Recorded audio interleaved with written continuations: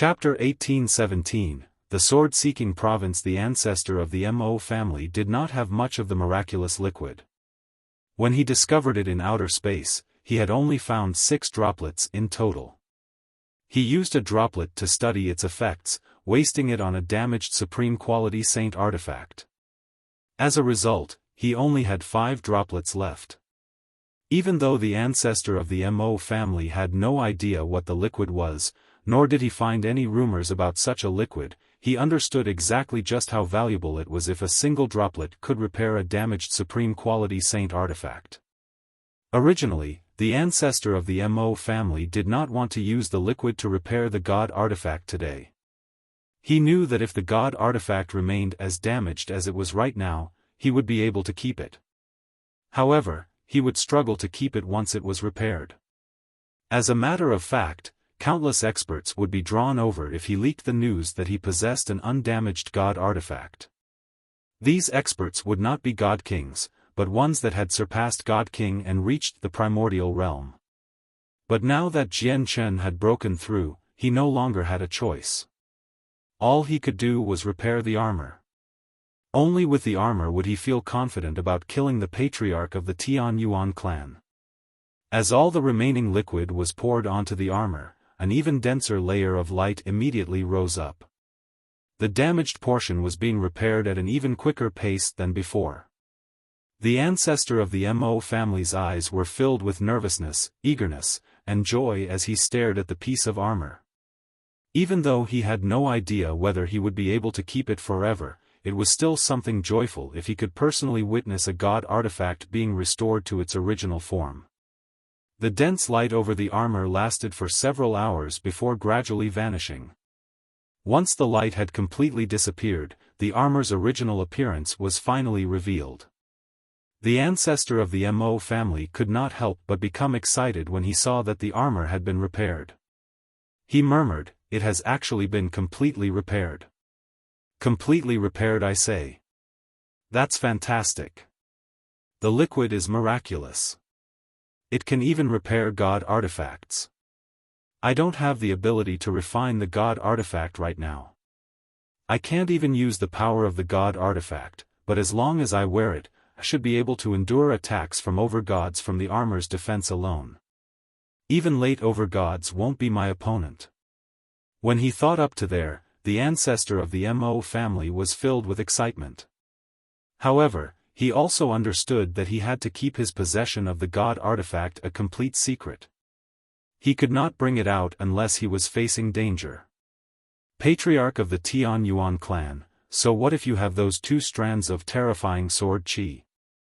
I have no need to fear you at all now, the ancestor's confidence swelled.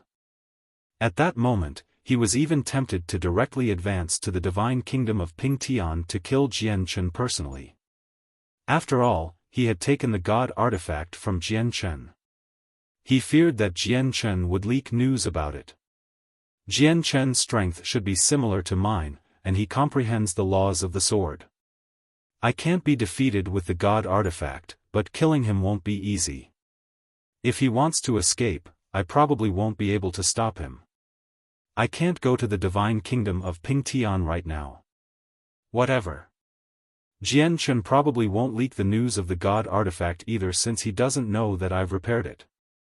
I'll just cast down the most powerful formation I can get my hands on here and wait for Jian Chen to come patiently. The Sword-Seeking Province was one of the 36 provinces of the divine kingdom of Pingtian, and it was also known to be the most powerful province. This was because the person who held absolute power in the province, Ling Hogong, was not only an overgod who had comprehended the laws of the sword, but also a founder of the divine kingdom.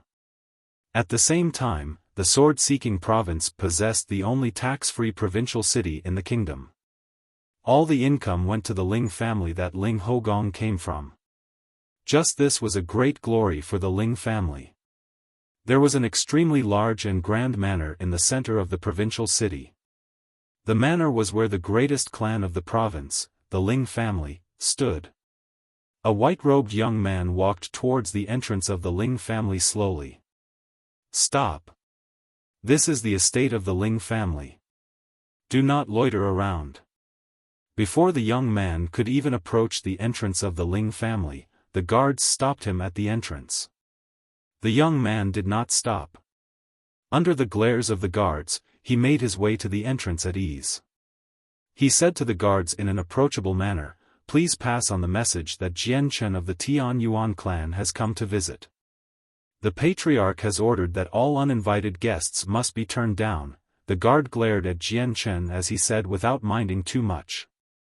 However, before the guard had finished speaking, he came to a sudden halt. A great change occurred in his eyes at that moment as he stared at Jian Chen in disbelief. He said in surprise, "Wait, what did you just say? The Tian Yuan clan? Which Tian Yuan clan?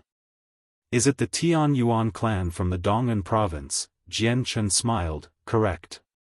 The Tian Yuan clan from the Dong'an province."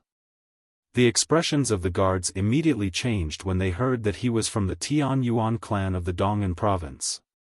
They stopped glaring at Jian Chen, and their eyes became filled with reverence. "Esteemed guest, please wait. I will contact the patriarch immediately." A guard ran off in a hurry. The patriarch of the Ling family, Ling Mojian, was currently holding a clan meeting in the discussion hall of the clan. He sat on the patriarch's throne. He was stern and gave off a dignified bearing. Below him were the several dozen members of the upper echelon of the clan. At this moment, a guard rushed into the hall regardless of the rules. He said politely, "Patriarch, there's someone outside who claims to be Jian Chen from the Tian Yuan clan. He says he has come to visit our Ling family." "What? The Tian Yuan clan? Is it the Tian Yuan clan from the Dong'an province?" The patriarch of the Ling family was just about to scold and punish the guard for not following rules. However, when he suddenly heard the reported news, his face immediately changed, and he became extremely stern. Chapter 18:18 Visiting the Ling family. In respect to anything extremely shocking that had occurred in the divine kingdom of Pingtian lately, there was only the birth of the Tian Yuan clan apart from the appearance of God King Duanmu's dwelling. Almost no one knew of the origins of the mysterious Jian Chen. He fought the second over-god of the Dong'an province, Weiner Yan, 100 kilometers outside the provincial city after founding the Tian Yuan clan in the Dong'an province. Although the patriarch of the Tian Yuan clan had comprehended the laws of the sword, one of the laws known to have the greatest offensive power, Weiner Yan of the Weiner clan was not weak either. He had comprehended the laws of strength, which was also known as one of the laws with the greatest offensive power. The two of them were roughly at the same level in terms of comprehension, yet the result of the battle took those who paid attention by storm. Weiner Yan had actually suffered a miserable defeat. The patriarch of the Tian Yuan clan had crushed Weiner Yan completely, emerging with no injuries at all. Not only did the results of the battle shake up the entire Dong'an province, but it also caused an uproar in the entire Divine Kingdom and the neighboring Divine Kingdoms for some time. Jian Chen had displayed his strength to the world through his battle against Weiner Yan. At the same time, many people witnessed his strength clearly. As a matter of fact, countless people labeled Jian Chen as the greatest among the 6 great provinces of the Divine Kingdom. They meant the strongest in the 36 provinces when they said greatest. The patriarch and the members of the upper echelon from the Ling family immediately became stunned when they heard that a person of the Tian Yuan clan had come to visit. Clearly, they were extremely taken aback. At this moment, the patriarch of the Ling family seemed to think of something. His face suddenly changed, and he stared at the guard sharply. He asked urgently, "What did you say? Who came to visit?" The guard did not tarry at all. He immediately repeated himself, "Patriarch, the person said he was Jian Chen of the Tian Yuan clan." "Jian Chen? Jian Chen, is he?" The guard seemed to understand as well when he reached the end of those words. His face changed drastically. At the same time, panic and disbelief flooded his face. At this moment, he could not help but think about how he had glared at the visitor. Jian Chen. Isn't he the patriarch of the Tian Yuan clan? Are you sure you've heard correctly? The patriarch of the Tian Yuan clan has actually come to visit our Ling family by himself. Are you sure that's correct? We all know how great the patriarch of the Tian Yuan clan is. Moreover, our Ling family has no ties with his Tian Yuan clan, so why has he come to our Ling family? In particular, why has he come personally? At this moment, the discussion hall was thrown into an uproar. All the members of the upper echelon were excited and taken aback. At the same time, they felt disbelief. Who would ever dare to use the name of the patriarch of the Tian Yuan clan falsely? Quick, let's go to receive him together. At the same time, contact all the elders of the clan. Since the ancestor is not here, we all must welcome his arrival with the greatest ceremony since the patriarch has come personally regardless of his status. Ling Mojian stood up and called out to everyone. At the same time, he contacted all the elders in the clan secretly. At that moment, the patriarch contacted all the elders in the clan, regardless of whether they were in seclusion or not. With that, only a few seconds had passed in total. The elders of the clan were extremely fast. Even the elders who were in seclusion several kilometers away emerged in a split second after the patriarch's message. They quickly arrived before the patriarch. Very soon, all the important people of the clan and the elders arrived at the main entrance of the Ling family. They had arrived as quickly as they could. From afar, the patriarch of the Ling family saw Jian Chen waiting at the entrance. His eyes immediately narrowed, and he could not help but reveal reverence on his face. Although Ling Mojian had never seen Jian Chen in person, he was still the patriarch of a clan with an over-god. He had managed to get his hands on an image of Jian Chen through various means, and he discovered that the person visiting was exactly the same. The patriarch of the Ling family, Ling Mojian, greets the patriarch of the Tian Yuan clan. The patriarch's visit is an honor for our Ling family. Please forgive me if I have been slow earlier. Ling Mojian bowed deeply towards Jian Chen and said politely. After all, the person standing before him was an over-god. An extremely powerful over-god in fact. Greetings to the patriarch of the Tian Yuan clan. The people of the Ling family all bowed towards Jian Chen deeply from behind the patriarch as well. Reverence filled all their faces. There were even a few of them who seemed unsettled. Jian Chen smiled indifferently. He did not act snobbishly. After greeting the people of the Ling family as well, he was invited to the discussion hall. The patriarch of the Ling family no longer sat on the patriarch's throne.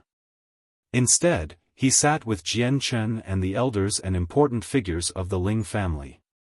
They served the best fruit and tea to receive Jian Chen.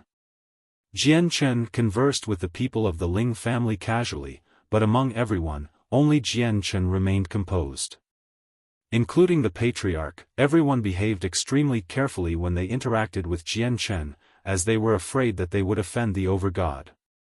The members of the upper echelon and the elders all tried to get on Jian Chen's good side as well. Patriarch Ling, may I ask if there is any news regarding Ling Hogong? Jian Chen gathered his focus at this moment and began to ask about Ling Hogong. This was the main reason why he had come to the Ling family. Jian Chen admired Ling Hogong quite a bit. After they separated in God King Duanmu's dwelling, he had not seen him again, so he felt slightly worried for him. Ling Mojian's face darkened when this matter was mentioned. He sighed gently. The ancestor hasn't returned ever since he left for God King Duanmu's dwelling. At the same time, he hasn't passed on any news, so even we have no idea about the ancestor. I only heard that the ancestor offended an extremely great organization for a sword in God King Duanmu's dwelling. Sigh, Ling Mojian's face was filled with worry. When he learned just how powerful the organization his ancestor had offended was, his face had paled on the spot. Chapter 18-19, Movements of the Demon Cult, 1. I just hope that the organization won't pay attention to such a small matter. Otherwise, the Ling family would be in great trouble if they really did look into it, Ling Mojian said sternly. Jian Chen sat there silently. He probably understood just how powerful the Empyrean demon cult was more than any other over-god in the divine kingdom of Pingtian. Even the peak organizations of the Cloud Plane would not dare to offend the Empyrean demon cult so easily. Ling Hogong really had taken quite a large risk for the sword. I hope that Ling Hogong can power up as quickly as possible after receiving God King Duanmu's legacy. Fortunately, he only offended the vice leader of the branch on the Cloud Plane and not the entire organization, Jian Chen thought. He did not want to see Ling Hogong dying at the hands of the Empyrean demon cult. In that past years, many unknown people have appeared in our sword-seeking province. Even though they are mainly deities, with a few at the origin realm, we've discovered under close surveillance that they've basically all come for our Ling family. We know this because they've all chosen ins that are closest to our clan. They seem to be keeping an eye on all our movements, the patriarch of the Ling family said extremely sternly. His voice contained much helplessness. He clearly knew that these people had come to keep an eye on the Ling family, yet the clan simply did not dare to move so casually. This was because their ancestor was not present, and without their ancestor, everything they wanted to do became difficult in such a sensitive period of time. This was because they deeply feared that they would end up in big trouble if they captured a person to question and they turned out to be from a large organization. Not only would it fail to assist the Ling family, but it would bring in a storm instead. Unknown people? Jian Chen's eyes narrowed when he heard that. He thought, is it the Empyrean demon cult? Or are they from other clans with overgods? However, Jian Chen was also helpless about the situation the Ling family was currently facing. Although he admired Ling Hogong and wanted to help him, he sadly lacked the power to do so. Jian Chen did not remain in the Ling family for too long. After half a day, he stood up and bid farewell. Before he left, he gave a jade talisman to the patriarch of the Ling family and said nonchalantly, "A sliver of the power of my soul is contained within the jade talisman. If Ling Hogong returns or your Ling family encounters anything and needs my help, you can crush the talisman, and I will hurry over as quickly as possible." Jian Chen's actions stunned Ling Mojian and the other people from the clan. They could not help but wonder what connection the patriarch of the Tian Yuan clan had with their ancestor, as he had come to the Ling family for the first time and offered so much assistance. He even left behind a method to contact him before leaving. Even though he had his suspicions, Ling Mojian still behaved as if he was overjoyed. He accepted Jian Chen's talisman in a hurry and held it like treasure. He constantly thanked Jian Chen. Jian Chen departed from the sword-seeking province. After gaining his bearings, he directly headed off to the royal capital. Back in God King Duanmu's dwelling, he and Ling Hogong did not know each other at all, yet the latter dared to draw his sword against another overgod just for him. Jian Chen remembered this deeply. His short interaction with Ling Hogong afterwards had made him admire Ling Hogong's morales as well. How could he not help Ling Hogong now that he faced some trouble? Unfortunately, he was just too weak right now. He was up against the tremendous Empyrean demon cult, and he was completely helpless against them. Otherwise, he would not mind helping Ling Hogong solve his issues by personally taking Vice Leader Huaiyan's life. The great elder of the Empyrean demon cult was indeed very terrifying. As a matter of fact, he had reached a point where his might shocked Jian Chen. However, the Empyrean demon cult possessed so many branches and each branch possessed several vice leaders. As a result, there were several dozen vice leaders. It was also because of this that taking the life of a single vice leader would not be enough for the great elder to appear personally. Ling Hogong, this is all the help I can provide to you right now. I hope you take good care of yourself and power up soon, thought Jian Chen. However, what Jian Chen did not know was that as he left the sword-seeking province, the patriarch of the Ling family immediately entered a secret room layered with formations. The joy and excitement on his face had completely vanished. He stared at Jian Chen's talisman with uncertainty. A while later, he took out a jade box and placed Jian Chen's talisman inside the box carefully. At the same time, he cast layers of formations over the box and placed it in the center of the room gently. Then he left the room quietly without taking the box with him. Before long, Ling Majian arrived in a room that was even more secretive than the one before. He looked around carefully and only entered the room secretly after he confirmed there was nothing wrong. The moment he entered the room, powerful formations immediately covered the room. The formations were so powerful that they could even keep over gods busy for a while. Most importantly, the formations could cut off abilities such as the senses of the soul.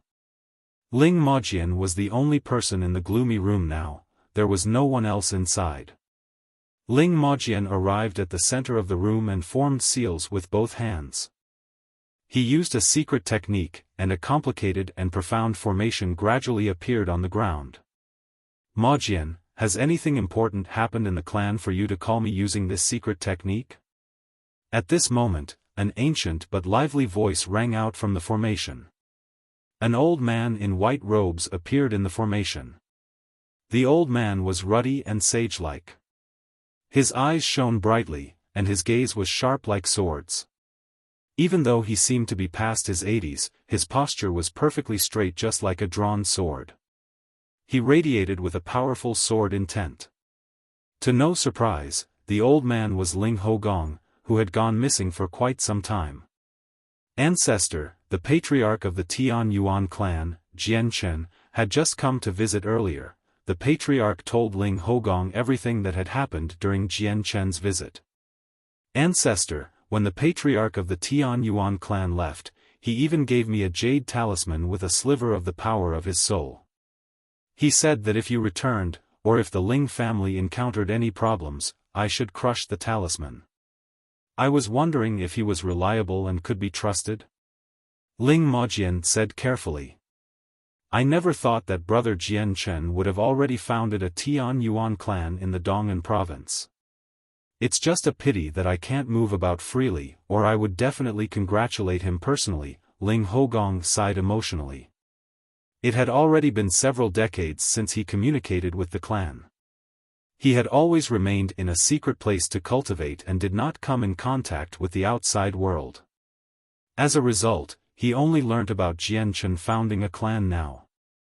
Although I've only met brother Jian Chen recently, although there are deception and trickery everywhere in the saints' world, I personally believe that brother Jian Chen is a good person. He's definitely a trustworthy person. Although brother Jian Chen said he would help you, you must act accordingly. If the Ling family comes across any problems that even I cannot deal with, do not contact brother Jian Chen. Don't cause him any problems, understood? Ling Hogong said. Chapter 1820, Movements of the Demon Cult, 2, As the Ancestor Wishes. Ling Majian replied politely before ending the conversation with Ling Hogong. Ling Majian carefully left the secret room before returning to the room he had placed Jian Chen's jade talisman in. Ling Majian had stored the jade talisman from Jian Chen in a jade box covered by formations, and he had placed the box gently in the center of the room. Before, he was clearly cautious about Jian Chen. He was afraid that Jian Chen had planted tricks on the jade talisman to track all of his movements. As a result, he did not take the jade talisman with him when he contacted Ling Hogong. However, now that he had learnt that Jian Chen was trustworthy from Ling Hogong, he completely dismissed all his caution. He arrived in the center of the secret room, bent down, and picked up the jade box. He removed the formations on it before putting it away in his space ring sternly. He put it there so that he could keep it safe from any damage. At the same time, Ling Hogong sat on a mountain within an independent world. He had an ancient sword on his back. He stared at the formations that vanished gradually and sighed emotionally. I never thought that all my previous close friends would cut off all ties with the Ling family in such a straightforward manner despite what the Ling family is facing right now. Moreover, it is just because they're afraid of being pulled into trouble as well. And yet Jian Chen, someone I had only befriended recently, would come to my Ling family even though he ran the risk of drawing in problems from the Empyrean demon cult. Brother Jian Chen, I will remember your close support. Even though you've not provided any actual help yet, your intentions alone are enough, Ling Hogong sighed emotionally. Humph, what close support. Old man Ling, you're so old, and you're still looking for support and love. Why don't you go train the sword for Bao Bao? At this moment, a golden sword flew over from afar. It transformed into an illusionary girl. She seemed as perfect as a sculpture and extremely cute. However, she just happened to plant her hands on her hips and scold at Ling Hogong like an old man. A vein immediately bulged on Ling Hogong's forehead when he heard the sword spirit's words. He responded, "You're talking nonsense. Close support is close support. What has it got anything to do with love? Moreover, my state of mind has already passed the period of considering love long ago. How can you, a mere sword spirit, understand?" The sword spirit's cheeks bulged up in anger. She pointed a finger at Ling Hogong and yelled out, "How dare you, old man Ling? How dare you say that Bao Bao doesn't understand? How dare you? Bao Bao will show you how Bao Bao will teach you a lesson if you look down on Bao Bao." The sword spirit immediately controlled the sword to stab at Ling Hogong. Immediately, sword chi began to radiate, and golden light illuminated the surroundings blindingly. Even though the golden sword did not possess an owner, the sword spirit produced a might that was no weaker than an over-god. In fact, it was even much more powerful than many over-gods. Ling Hogong became stern. He deeply understood the power of the sword spirit, so he did not dare to behave carelessly. He immediately drew the sword on his back and yelled out, "Chaotic Heaven's sword style." A resplendent glow shone from Ling Hogong's sword and shot towards the sword spirit aggressively. If Jian Chen were present, he would have discovered that Ling Hogong was much stronger than before. Not only had Ling Hogong successfully advanced to mid-over-god, but his comprehension of the laws of the sword had advanced as well. Just the chaotic heaven sword style allowed Ling Hogong to dominate most mid-over-gods. He would even be able to put up a fight against late-over-gods. Humph, is this your chaotic heaven sword style, old man Ling? You tarnish the name of the sword style when you use it. Bao Bao will show you just what the true chaotic heaven sword style is, the sword spirit said scornfully. Suddenly, an even more powerful and purer sword chi shot out from the golden sword. As the sword chi shot out, the surroundings seemed to darken. The sword chi shone with so much light that it was enough to blot out the sun, moon, and stars, even the world paled in comparison. The sword chi seemed to have become the only existence in the world at that moment. When the two attacks collided, Ling Hogong's sword chi seemed as fragile as a vase. It shattered silently, and the sword spirit's attack continued onwards like it was unstoppable. It directly shot towards Ling Hogong. Swish! The sword chi flew over Ling Hogong's head. Although it did not injure him, it cut his hair. Ling Hogong seemed disheveled at that moment. He seemed to be in quite a sorry shape. It was to the point where his sage-like bearing had vanished long ago. My hair. Why, you sword spirit is just detestable. You go too far. Ling Hogong cursed furiously. He was in a horrible mood. To think that he, Ling Hogong, who was famed in the divine kingdom of Pingtian to the point where basically no one dared to offend him, would actually be forced to such a state by a sword spirit. Did you see it? That's the true chaotic heaven sword style. Old man Ling, don't you dare say Bao Bao doesn't understand. Humph, the sword spirit appeared. Her hands were still planted on her hips, and her lips were pouted. She seemed rather cocky. Why, you're completely unreasonable. All you know is endless harassment. Ling Hogong said furiously. The sword spirit's cocky expression disappeared in the blink of an eye when she heard that. Her little face sank, and she glared at Ling Hogong furiously with her large, beautiful eyes. She scolded, "How dare you speak up to your superior? You speak ill of Bao Bao and even dare to call Bao Bao someone unreasonable who only knows endless harassment. Is Bao Bao someone like that? Old man Ling, looks like Bao Bao hasn't given you a good enough impression. Humph, Bao Bao will definitely teach you a solid lesson this time so that you know about my power. This time, Bao Bao will strike awe into you deeply, enough for you to gain a deep impression. You'll be shaking in fear the next time you see Bao Bao." The Divine Kingdom of Three Cauldrons was an organization similar to the Divine Kingdom of Pingtian. It was only separated from the Divine Kingdom of Pingtian by the Divine Kingdom of 9 Stars. However, the Divine Kingdom of Three Cauldrons had completely lost its former glory and dignified bearing. Smoke rose up in various places across its great territory, and the flames of war burned. All the provincial cities had been reduced to ruins across the entire Divine Kingdom while blood formed rivers. The ground had been dyed red. Several dozen years ago, the 9th army of the Empyrean demon cult attacked the Divine Kingdom of Three Cauldrons. In just a few dozen years, the 9th army successfully took down all their provincial cities. Their army directly crushed towards the royal capital, surrounding the place completely.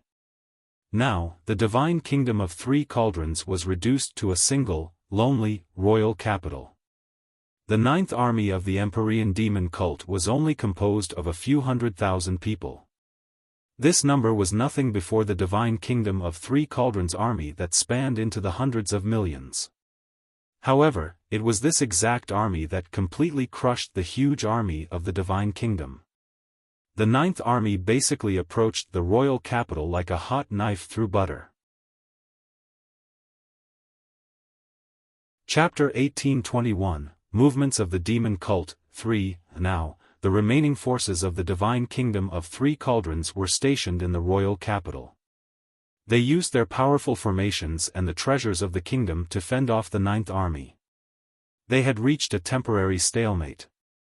The remainder of the Divine Kingdom was extremely powerful with their formations and treasures. Even though the Empyrean demon cult was far stronger than the Divine Kingdom, they struggled to take the royal capital immediately. However, both the 9th army and the residual forces of the Divine Kingdom understood that this stalemate would not last for too long. It was only a matter of time before the 9th army completely destroyed the Divine Kingdom of Three Cauldrons. The news of the war between the Empyrean demon cult and the Divine Kingdom of Three Cauldrons had spread long ago. Even though many organizations found the Empyrean demon cult repulsive, they were all filled with a sense of helplessness from how powerful the organization was. As a result, even when the Divine Kingdom of Three Cauldrons had been completely surrounded by the Empyrean demon cult, even when the Divine Kingdom of Three Cauldrons requested for assistance, no one went to help them. This was because the Divine Kingdom of Three Cauldrons was up against the terrifying Empyrean demon cult. Even though they could easily hold off the 9th army or even destroy it if they worked together, no one dared to take action. There was still the 8th army and the 7th army after the 9th army. There was even the 1st army, which was enough to cause many people to pale in fear. As a result, many people sympathized with the Divine Kingdom of Three Cauldrons, but no one dared to do anything about it. At this moment, there was a reasonably sized military base 100 kilometers away from the royal capital. The base was not particularly big and dark clouds rolled in the sky above it. A demonic presence gathered there.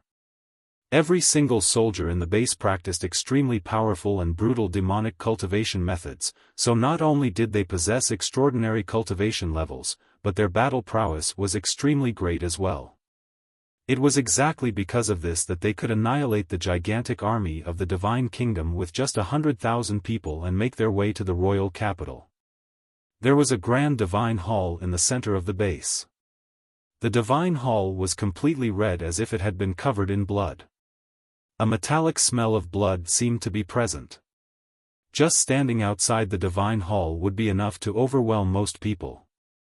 At this moment, someone suddenly slammed a table heavily. A cold growl followed. 10 years.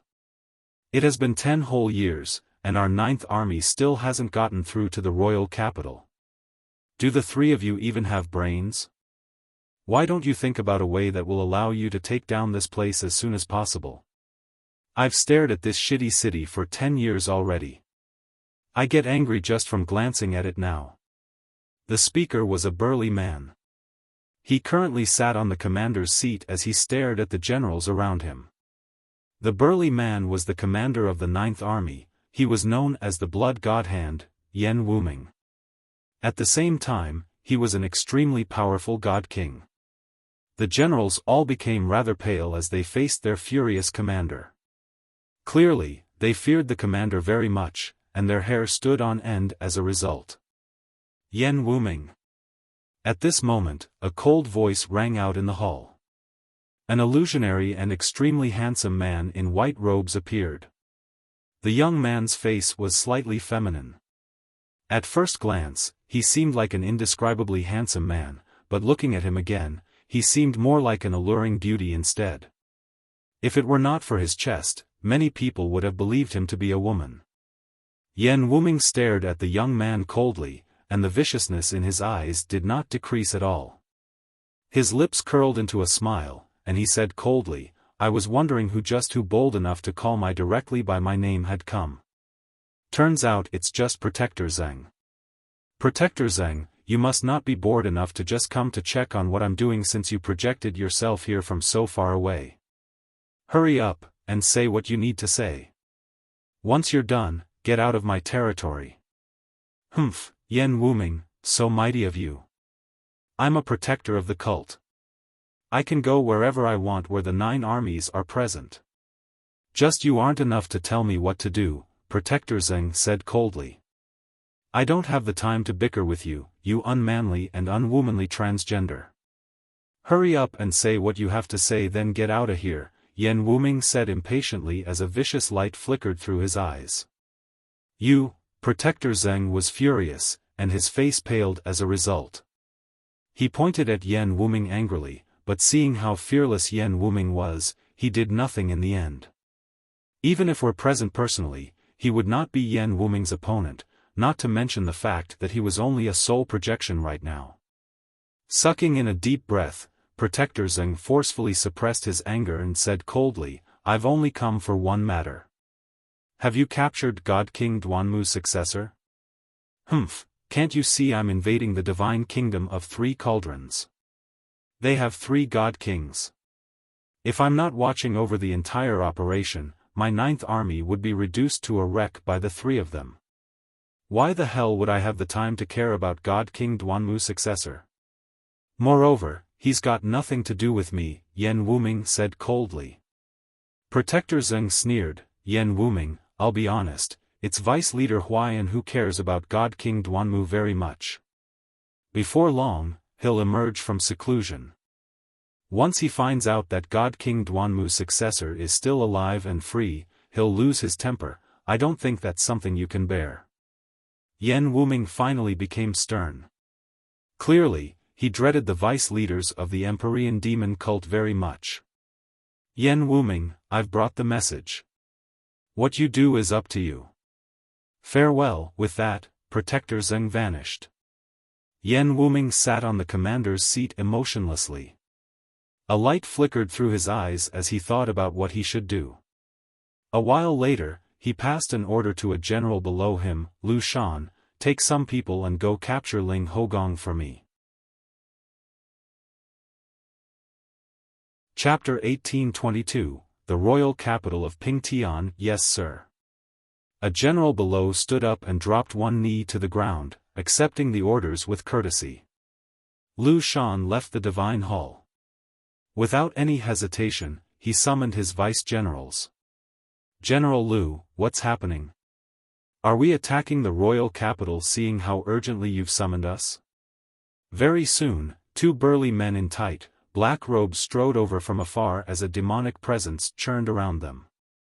Although they seemed like they were just strolling about leisurely, they could easily cross hundreds or even thousands of meters with each step.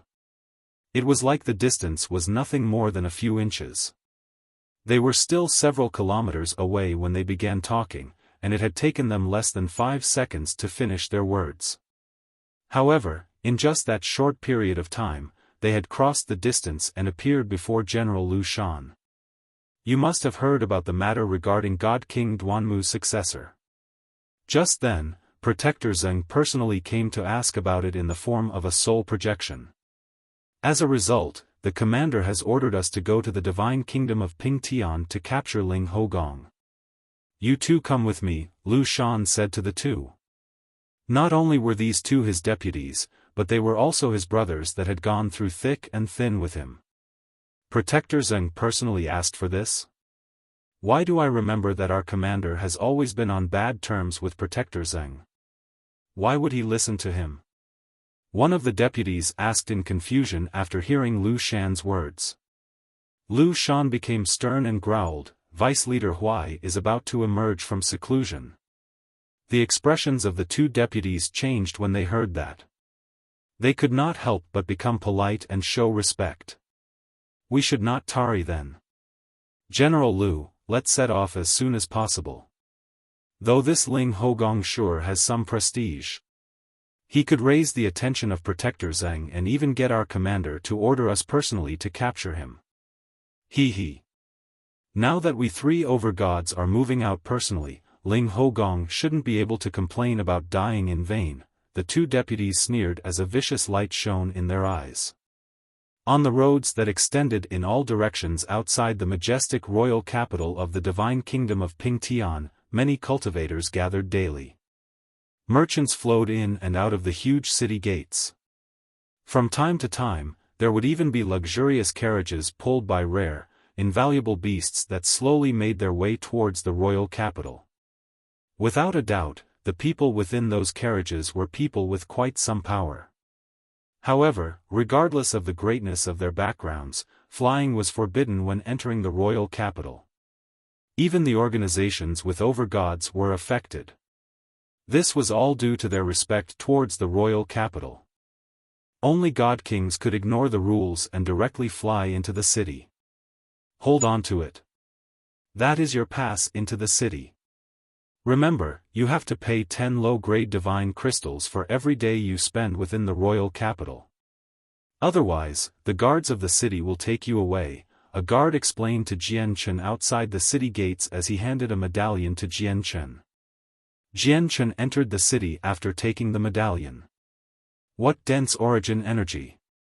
Compared to the provincial city of the Dong'an province, it's several times more. Not only is there quite a large vein of divine crystals below the royal capital, but there are also formations in the city that draw over all the origin energy in the surrounding radius of 10,000 kilometers. What extravagance! Jian Chen strolled through the streets of the royal capital as he observed the surroundings in interest and studied the layout of the city. Now that his comprehension of the laws of the sword had reached the level of late over-god, his perception was far greater than before.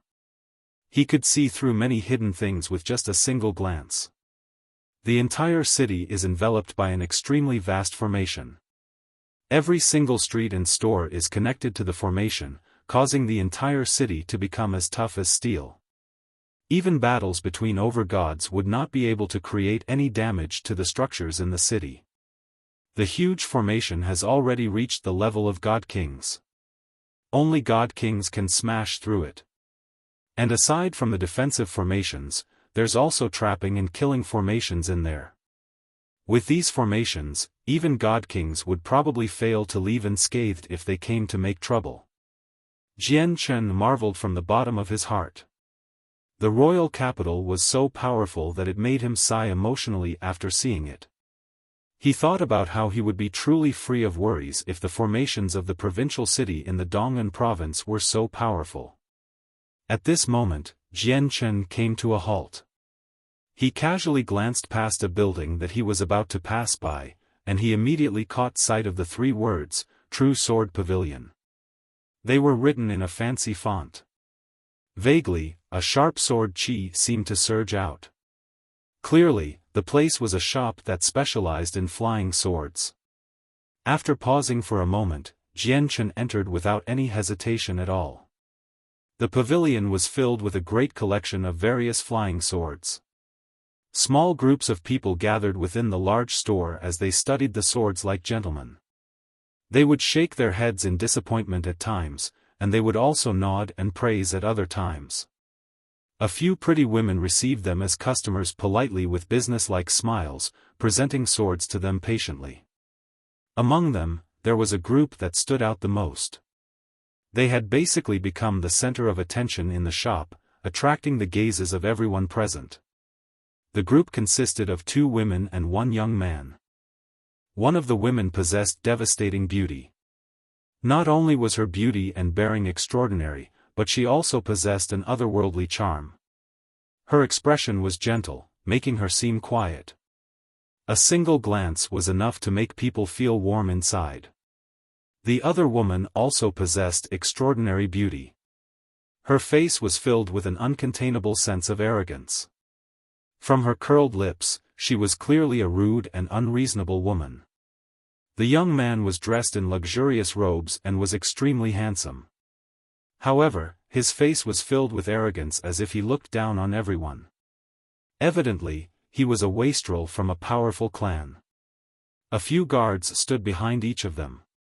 Even though they were only at the peak of reciprocity, they were clearly not nobodies. At this moment, the young man smiled as he spoke gently to the soft-spoken woman beside him. Uncontainable adoration filled his eyes. Chapter 1823, True Sword Pavilion. The other arrogant woman could not help but become slightly annoyed when she saw how the young man treated her sister so lovingly, while ignoring her. Her face darkened slightly. "Welcome, young master. How may I be of service?" At this moment, a gentle voice rang out from behind. A graceful female employee who seemed to be in her 20s went up to receive Jian Chen. She smiled slightly and behaved extremely politely. Jian Chen glanced past the collection of flying swords casually. He showed some disappointment and asked the lady, "Do you have any better swords? Such as high quality, or even better, supreme quality?" Jian Chen's flying snow sword had been destroyed long ago. In the past few years, he never had a sword that suited him. One reason was because it was impossible to find a better flying sword in the place like the Dong'an province, and also because medium-quality saint artifacts were no longer of any use to him with his current strength. Even high-quality saint artifacts would not be able to last him for very long. Only supreme-quality saint artifacts would suit him. However, even a high-quality saint artifact had never appeared in the provincial city of the Dong'an province, so let alone a supreme-quality saint artifact. "What? You're looking for a supreme-quality flying sword?" The lady who received Jian Chen immediately changed in expression when she heard him and cried out in disbelief. Her cry immediately drew over the attention of the other customers in the store.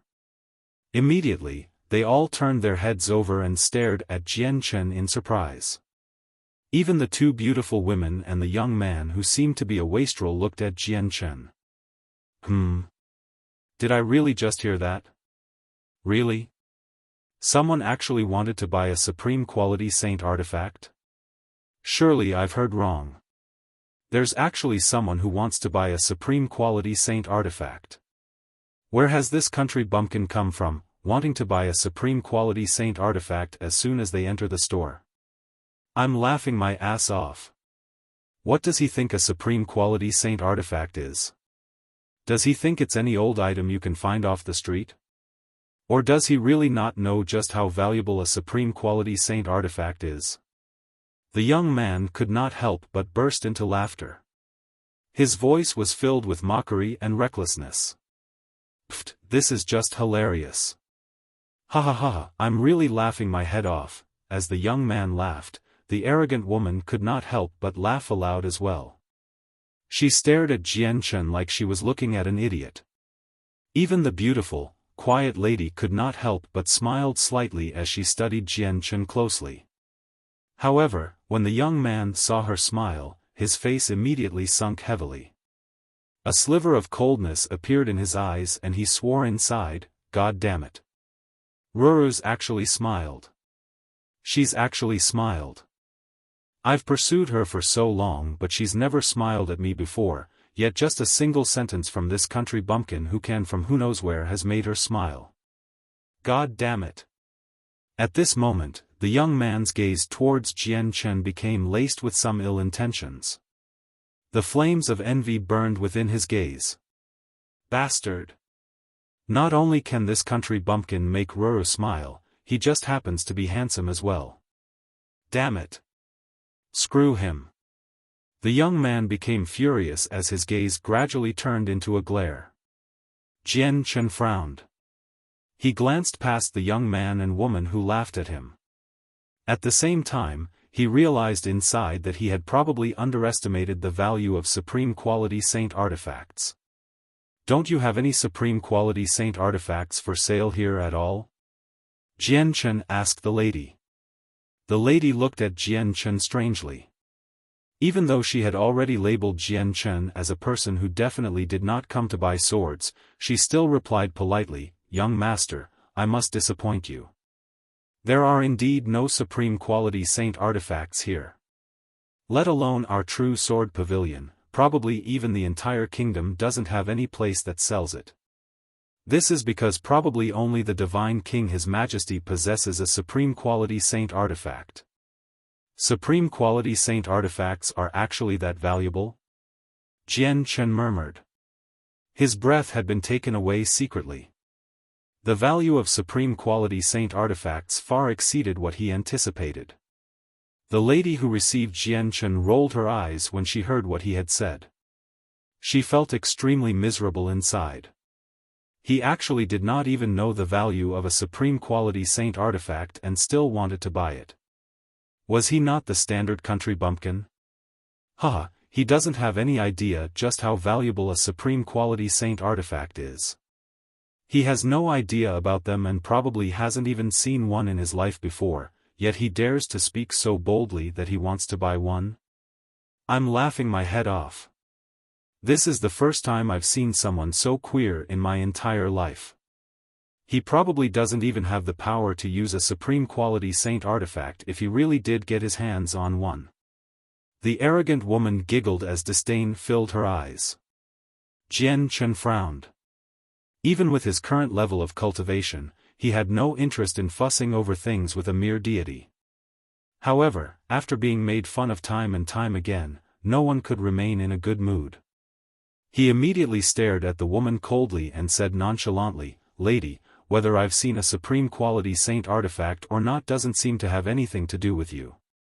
Even if I really can't use one, what has it got to do with you?" The arrogant woman glanced at Jian Chen with deep disdain. She did not reply to him, as if Jian Chen had no right to hold a conversation with her. She turned towards the soft-spoken woman beside her and said, "Sister Ruru, let's go. Let's ignore this country bumpkin. No matter how handsome he appears to be, he can't hide the truth of being a country bumpkin."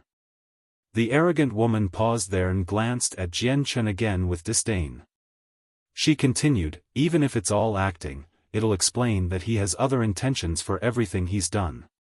Without a doubt, that intention would be to attract Sister Ruru's attention, or even try steal Sister Ruru's heart slowly. But he's underestimated Sister Ruru far too much. Does he think that his petty tricks can get past us? Instead, he's only worsening his impression." The arrogant young man nodded constantly. He said, that's right, that's right. Xiao Shui's very correct. Ruru, we've seen all the swords on the ground floor. They're not suitable for you. Let's go to a higher floor instead. Maybe we can find a suitable sword for you there." The young man did not want to remain on the same floor as Jian Chen any longer. As soon as he thought of how the country bumpkin had made Ruru smile, he felt greatly threatened, regardless of why Ruru had smiled. Chapter 1824. A member of the Yang family. He would not have minded it too much if that country bumpkin was nothing too special in terms of appearance, but he just happened to be even more handsome than himself. He felt even more unhappy when he sensed the great confidence that the country bumpkin exuded. The girl called Ruru nodded gently. She seemed gentle and quiet, such that all her actions made her seem like the daughter of a large family. She did not give off any sense of arrogance. After staring at Jianchen again to study him, she went upstairs with the other two.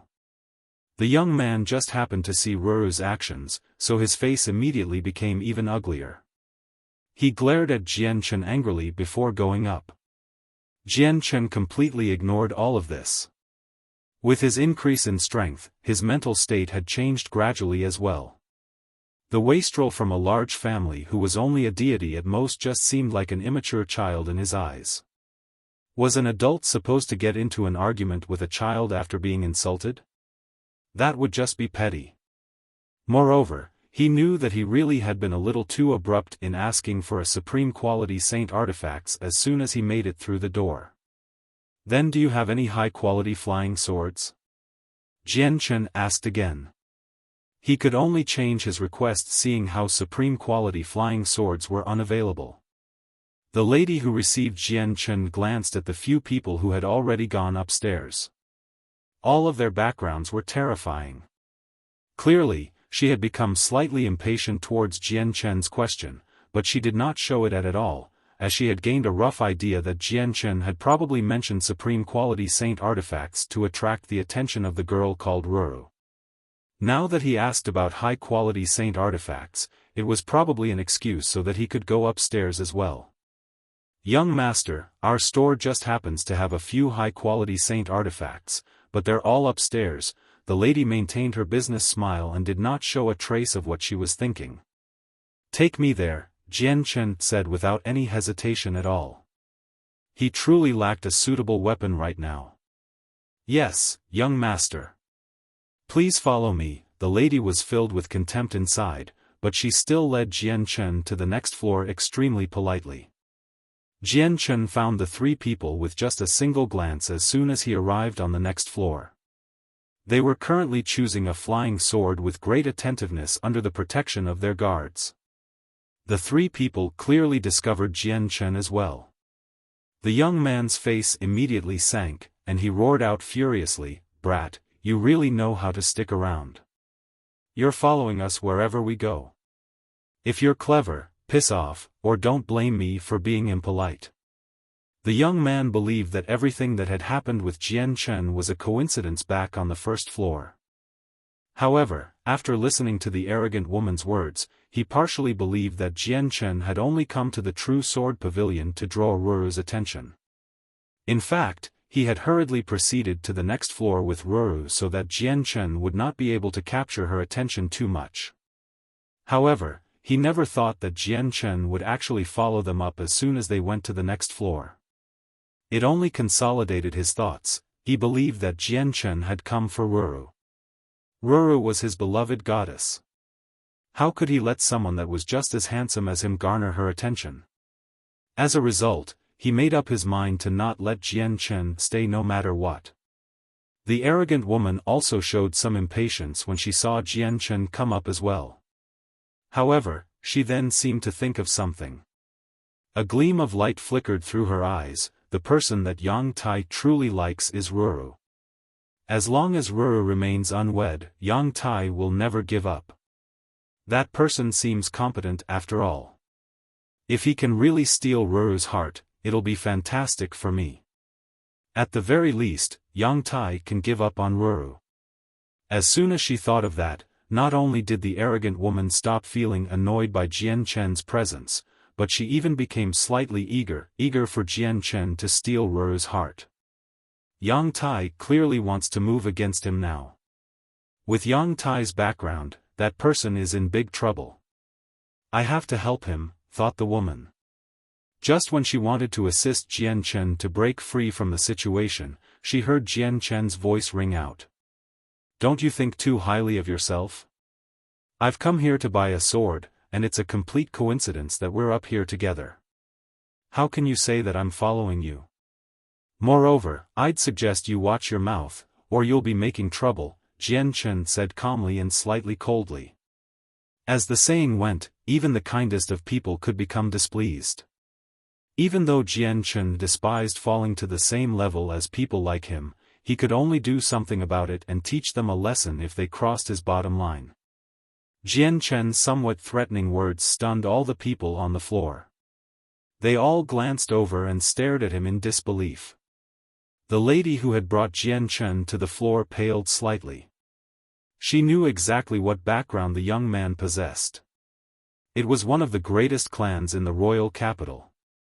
Few people were willing to offend them. Isn't that person just too reckless and fearless? Doesn't he know who he's threatening? It's the young master of the Yang family, the lady thought to herself. She was at a loss about whether bringing Jian Chen up was a mistake or not. The outcome of offending the Yang family was never good. For a moment, even the young man was dumbstruck. He stared at Jian Chen in a daze and still seemed to be at a loss. This was the first time someone had threatened him. Jian Chen ignored everyone's surprise. He arrived before a few high-quality swords by himself and began studying them carefully. He could tell with a single glance that there were only 4 high-quality flying swords on the floor.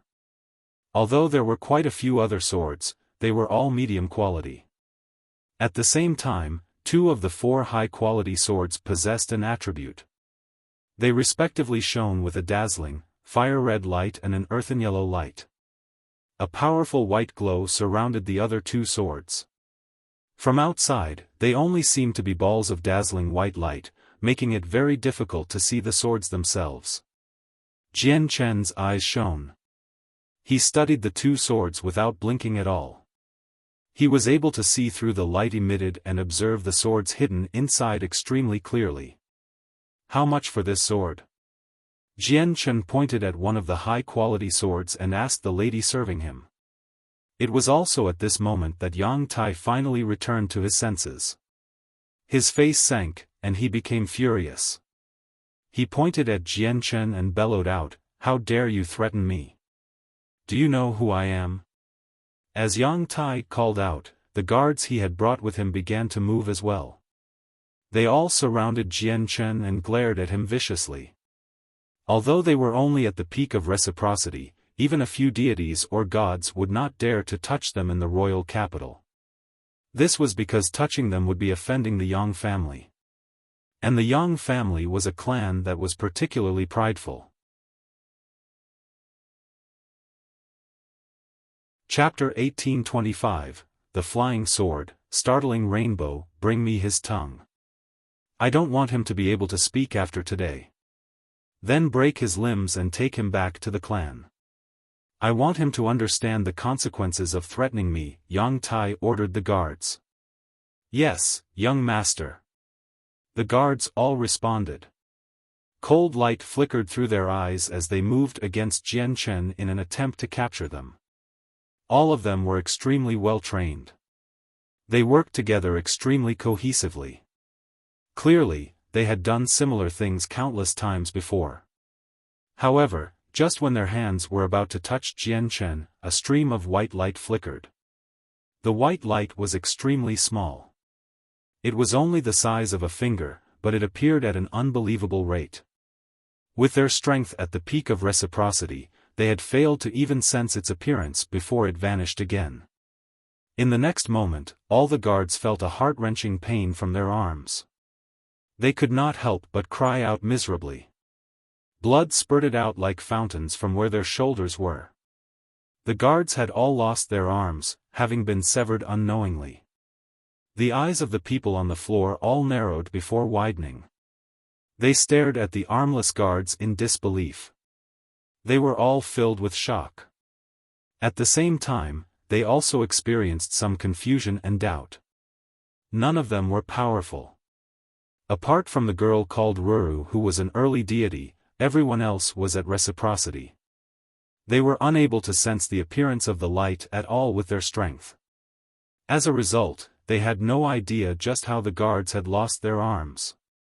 They only saw the guards reach out towards Jian Chen. However, just before their arms were fully extended, their arms tore free from their bodies without any prior signs at all. The limbs directly fell to the ground.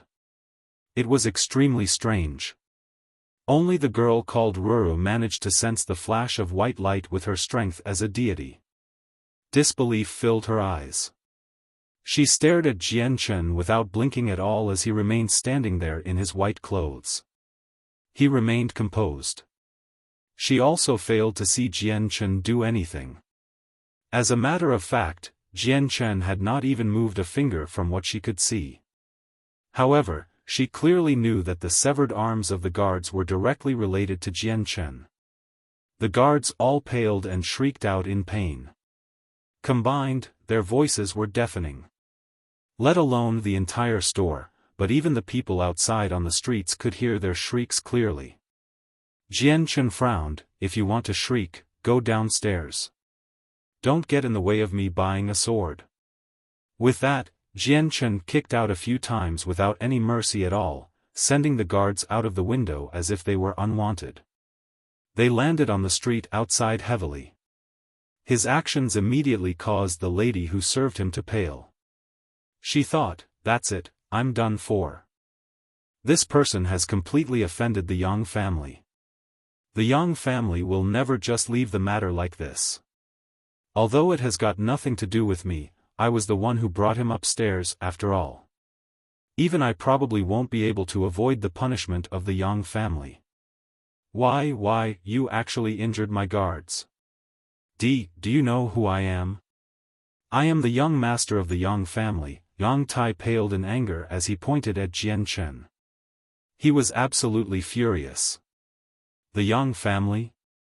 Jian Chen's expression remained the same. He could not help but study the young man carefully. He asked, is it Yang Kai's clan? Yang Tai's face lit up when he heard that.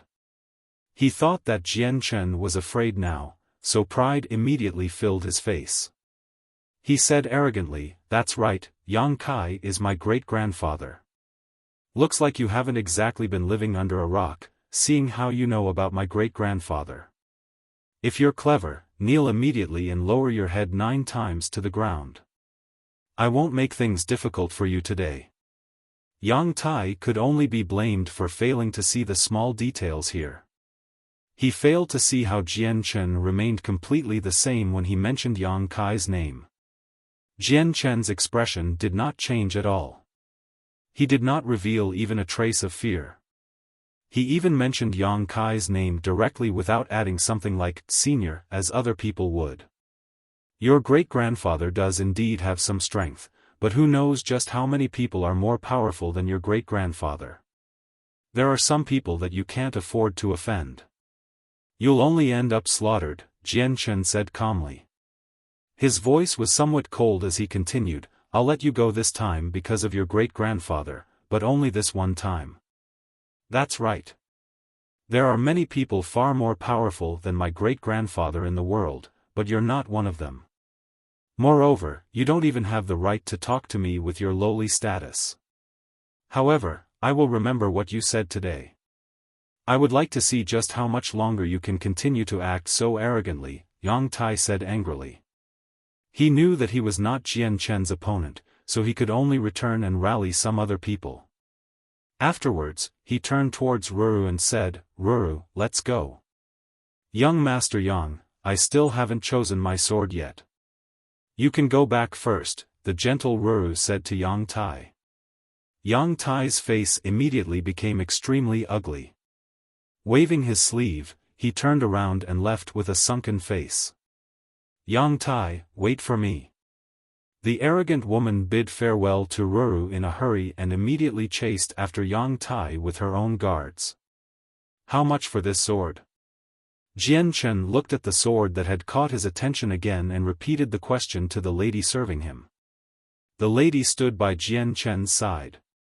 At this moment, she was tempted to break into tears. She no longer cared about whether Jian Chen had really come to buy a sword or not. Even though she would receive a significant reward if she really sold a high-quality flying sword, she no longer cared about that now. She only wished for Jian Chen to leave sooner and draw away the Yang family's attention. The true sword pavilion did not fear the Yang family with their background, but she was just an employee without any background at all. It was also her who brought Jian Chen upstairs. As such, if the Yang family decided to look into the matter, she would definitely be in trouble. However, she just happened to not be bold enough to say all this.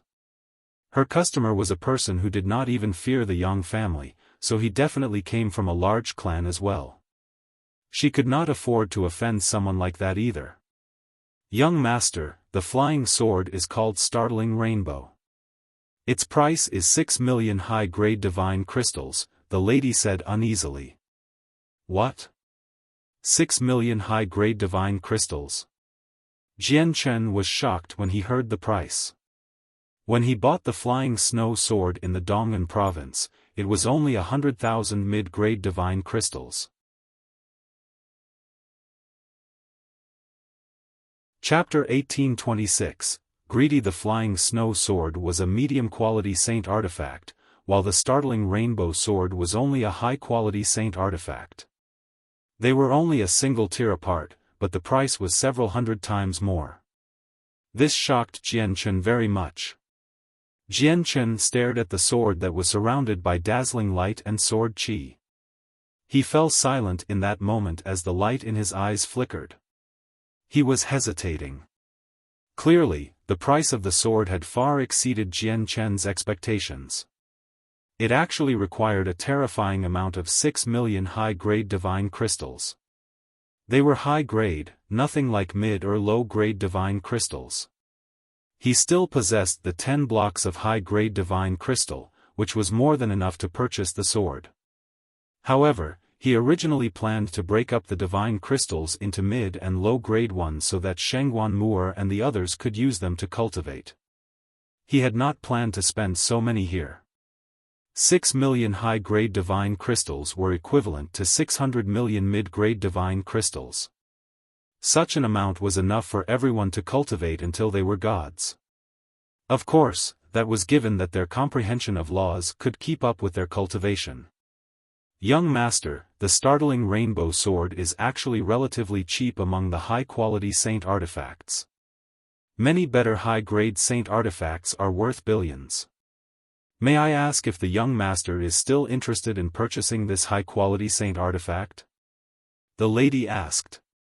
Although she spoke very politely, there was a sense of urgency in her voice that anyone could tell. Her inquiry at the end even slightly sounded like she was chasing Jian Chen away. It was like she was asking him to hurry up and buy the saint artifact or get lost. This was because Jian Chen had offended the Yang family. If Jian Chen remained, she would be pulled into the matter as well, so she naturally hoped for Jian Chen to leave sooner so that the Yang family would direct their attention elsewhere. Jian Chen also seemed to notice the underlying message in the lady's voice. He glanced at her and said nonchalantly, medium-quality saint artifacts are only around 100,000 mid-grade divine crystals. Why are high-quality saint artifacts so pricey? Looks like you don't understand the value of high-quality saint artifacts. At this moment, a gently voice rang over. It was a very natural and pleasant voice. The girl called Ruru looked over. The light in her limpid eyes shone as she stared at Jian Chen very calmly. She said, the reason why there's such a great disparity in price between medium and high-quality saint artifacts is because high-quality saint artifacts are very difficult to forge, and the materials required are extremely difficult to find. In the divine kingdom of Pingtian, there are many people who can forge medium-quality saint artifacts. They're present in basically all provincial cities. As a matter of fact, there are even some provincial cities with several such artifacts. However, people who can forge high-quality saint artifacts are almost mythical existences. Even including the neighboring kingdoms, there are only 4 or 5 of them. On the other hand, there is not a single person like that in our divine kingdom of Pingtian. All the high-quality saint artifacts basically come from other divine kingdoms, which is why they're so valuable. The girl called Ruru stared at Jian Chen deeply after saying that. She continued, the supreme quality saint artifacts that you wanted earlier are even more valuable. Not only are they hundreds of times more valuable than the startling rainbow sword, but they might even 1,000 times more valuable. There's basically no supply. Thank you for informing me. Jian Chen clasped his fist towards Ruru. He had finally gained some understanding towards high and supreme quality saint artifacts from Ruru's explanation. There's no need to be so polite, young master. It's just that you've offended the Yang family earlier. With how the Yang family normally acts, they'll never let this matter go. It's best if you leave this place sooner. Even if you possess some background and do not fear the Yang family, Ong Tai probably won't let the lady who brought you here off so lightly, Ruru said to Jian Chen nonchalantly. Jian Chen frowned when he heard that. The lady that received Jian Chen indeed paled in fright at that moment. Blood drained from her face, and even her body trembled gently. She was filled with fear. I'm buying the sword, Jian Chen said to the lady. With a wave of his hand, 6 blocks of high-grade divine crystal directly fell to the ground, producing a deep thud. The lady immediately became stunned. She stared at the 6 blocks of divine crystal in a daze as her breathing became rather ragged. At the same time, she was greatly taken aback. She had never expected Jian Chen to actually purchase the high-quality saint artifact. Moreover, Jian Chen had not even raised an eyebrow when he took out 6 million high-grade divine crystals. Even the girl called Ruru became slightly surprised. She did not think Jian Chen would possess so many divine crystals either. Even to a few over-gods, 6 blocks of high-grade divine crystal was a tremendous sum. Please wait, young master. I'll call the manager over this instant. The lady hurried off. Excitement and joy filled her face. She had just successfully sold a high-quality saint artifact. Not only would her commission be an astronomical figure, but it was also enough for her to receive a promotion. Once she possessed a certain level of status in the True Sword Pavilion, there would be no need for her to worry about any problems from Yang Tai. Very soon, the manager hurried over and successfully completed the transaction with Jian Chen. Before long, Jian Chen took the startling rainbow sword he had just purchased out of the store. He found a large, luxurious inn and directly reserved their best room. He closed the door and hung the sign, "Secluded Cultivation," on the door. After doing so, he began to refine the startling rainbow sword without pausing during the entire process at all. With this high-quality saint artifact, my strength will increase by quite a lot. It's just a pity that I can't find any supreme quality saint artifacts, Jian Chen thought. He found it to be rather regretful. After thinking this, he activated the defensive formations in the room. As Jian Chen refined the startling rainbow sword, Yang Tai also hurried back to the True Sword Pavilion with his group of people from the Yang family. Not only were there several deities in the group, but there was even a god elder. The True Sword Pavilion did not dare to give the furious people of the Yang family the cold shoulder. The manager himself appeared and received Yang Tai with a smile. Young Master Yang, unfortunately, you've come a little late. The person you're looking for has already left. They're not in our True Sword Pavilion. Humph, I will obviously search the entire city for that person. But there was a lady in your True Sword Pavilion who worked with him. I have to take her away, Yang Tai said coldly. He did not dare to barge in with the manager standing at the door. Apologies, young Master Yang. She just sold a high-quality saint artifact, making a great contribution to our business. As a result, she has been promoted to assistant manager. You can't take her away, the manager of the True Sword Pavilion replied politely. What? She sold a high-quality saint artifact? Did that person really buy a high-quality saint artifact? Yang Tai was surprised inside, but he revealed a huge grin on his face soon after. Young master, since that person can purchase a high-quality saint artifact, he must have quite an impressive background. He might even be from a clan with an over-god. You can't act recklessly in regards to this matter. You can't offend such a powerful clan over something as petty as this, the elder of the Yang family said from beside Yang Tai. No. This matter relates to the pride and dignity of our Yang family. How can we just let the matter end like this? I have to find this person, Yang Tai said coldly. Joy filled his eyes as he sniggered, though, if he's willing to hand over the high-quality saint artifact, I'll forget this ever happened. Chapter 1827, Knocking on the Door. This person paid a huge price to obtain that high-quality saint artifact. He must be treating it like a treasure. Taking it from him probably won't be an easy feat, the god from the Yang family said. He frowned slightly as he sensed an ill omen in regards to Yang Tai's intentions. Before Yang Tai could follow up, the elder continued, moreover, this person definitely isn't simple since he possesses such great wealth. Since he's bold enough to buy a high-quality saint artifact, he might actually possess the strength to protect it and prevent himself from being robbed right after the purchase. As a result, I can conclude that this person is either very powerful, or he comes from a clan or organization with an over-god. I just wonder which clan he is from. Young master, high-quality saint artifacts are valuable, but it's just not a smart choice to offend a clan with an over-god over something like this. The elder of the Yang family analyzed sternly. He did all that he could to persuade Yang Tai to not make trouble with Jian Chen. This was because he understood that the only people who were bold enough to buy a high-quality saint artifact before the eyes of the public either suffered from mental issues or possessed great confidence. The elder directly ignored the possibility of the person being a powerful expert because 6 million high-grade divine crystals was not something that any person could take out, particularly without the backing of a powerful clan. However, Yang Tai paid no attention to the elder's attempts at persuasion at all. He insisted on the same thing, speaking arrogantly, I don't know whether that person is from a clan with an over-god. You're only guessing as well.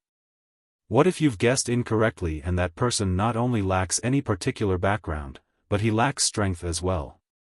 That he was just lucky, finding the dwelling of a person somewhere and receiving some treasures and wealth from there? Moreover, the brat severed the arms of my guards in such a fearless manner. Humph. My Yang family is a large clan within the divine kingdom of Pingtian after all. I have to redeem us. So what if he comes from a clan with an over-god? We're the Yang family, don't forget.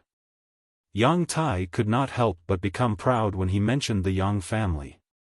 The Yang family really did possess an extremely great status in the divine kingdom of Pingtian due to the existence of their ancestor. All the clans with over-gods in the divine kingdom possessed some fear towards the Yang family. This was all because the ancestor of the clan was a late over-god, possessing status only second to the divine king and the grand imperial protector. Afterwards, Yang Tai immediately passed down orders to search for Jian Chen. With the power of the Yang family in the royal capital, finding a person was naturally nothing difficult. They found the inn where Jian Chen had settled down in temporarily very soon.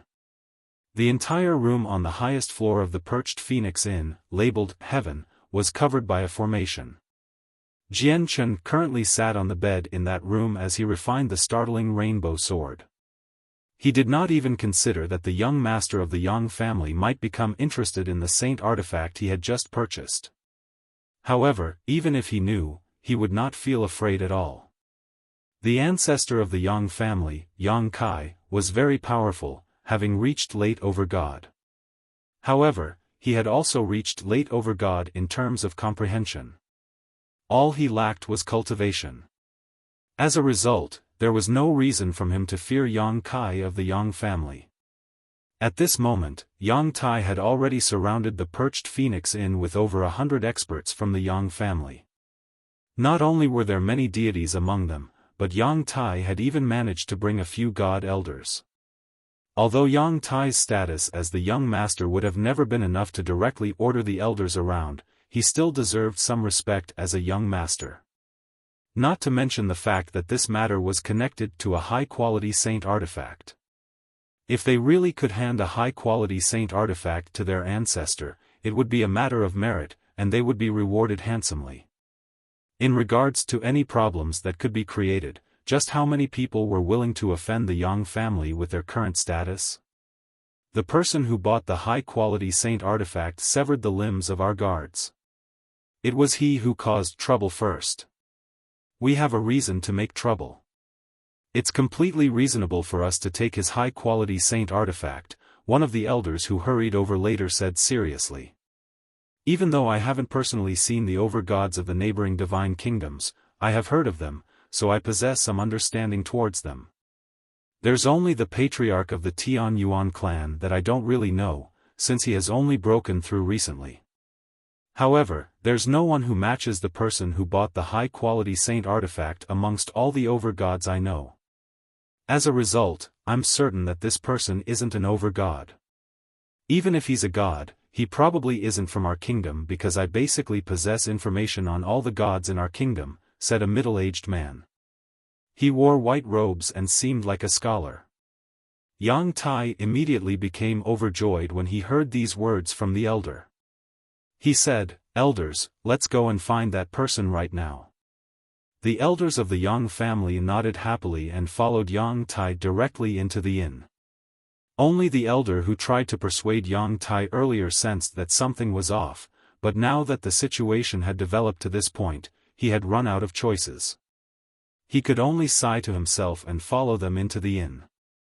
As one of the most luxurious inns in the royal capital, the Perched Phoenix Inn naturally possessed some background.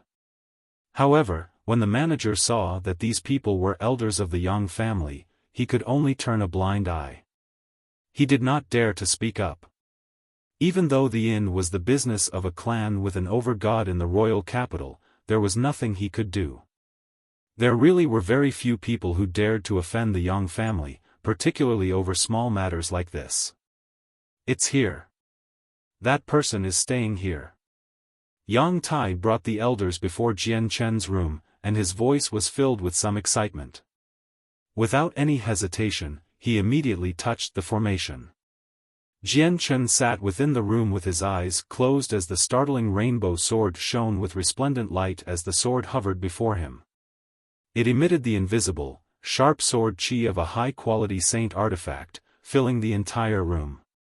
However, at this moment, the light that had always surrounded the sword suddenly vanished, revealing the sword itself.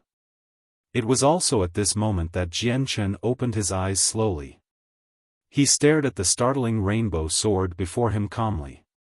After studying it closely, he could not help but show a sliver of delight. He murmured, "You'll be accompanying me in the future, startling rainbow sword." As he said that, Jian Chen's right hand touched the sword. At that moment, the sword just vanished all of a sudden, disappearing into Jian Chen's body. Suddenly, a ripple appeared in the defensive formation outside the room. Jian Chen's eyes narrowed. As soon as he put the sword away, he turned towards the entrance. His plain eyes gradually sharpened.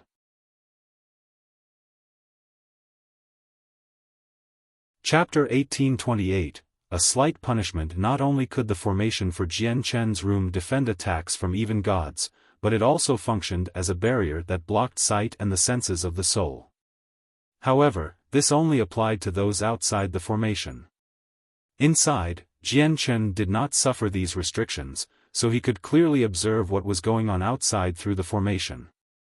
Looks like this little young master of the Yang family harbors resentment towards me from when I severed the arms of his guards. He actually directly brought 4 gods from his clan.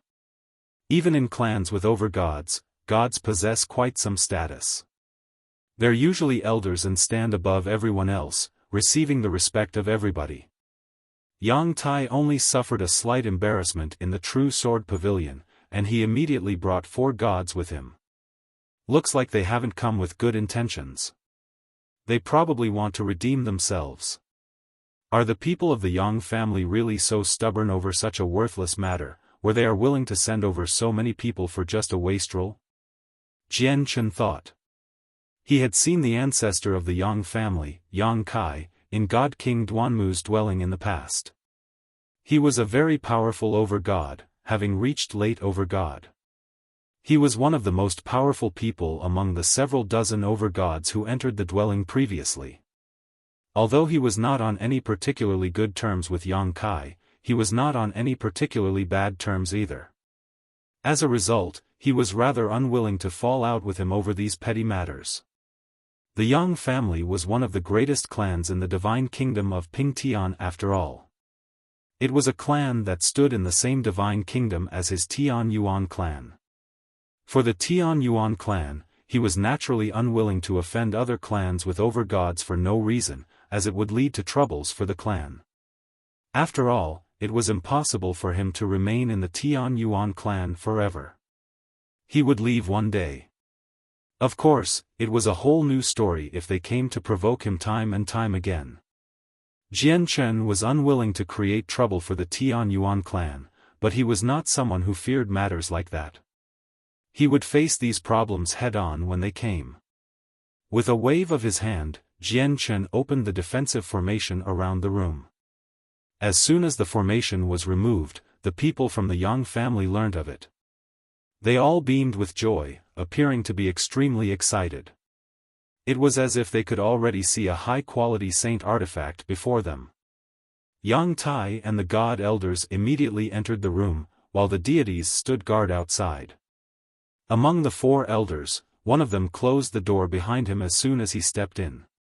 However, he felt that this still was not enough, so he immediately cast down a formation around the room. Only after that did the elders nod in satisfaction. They felt like the operation this time could not fail.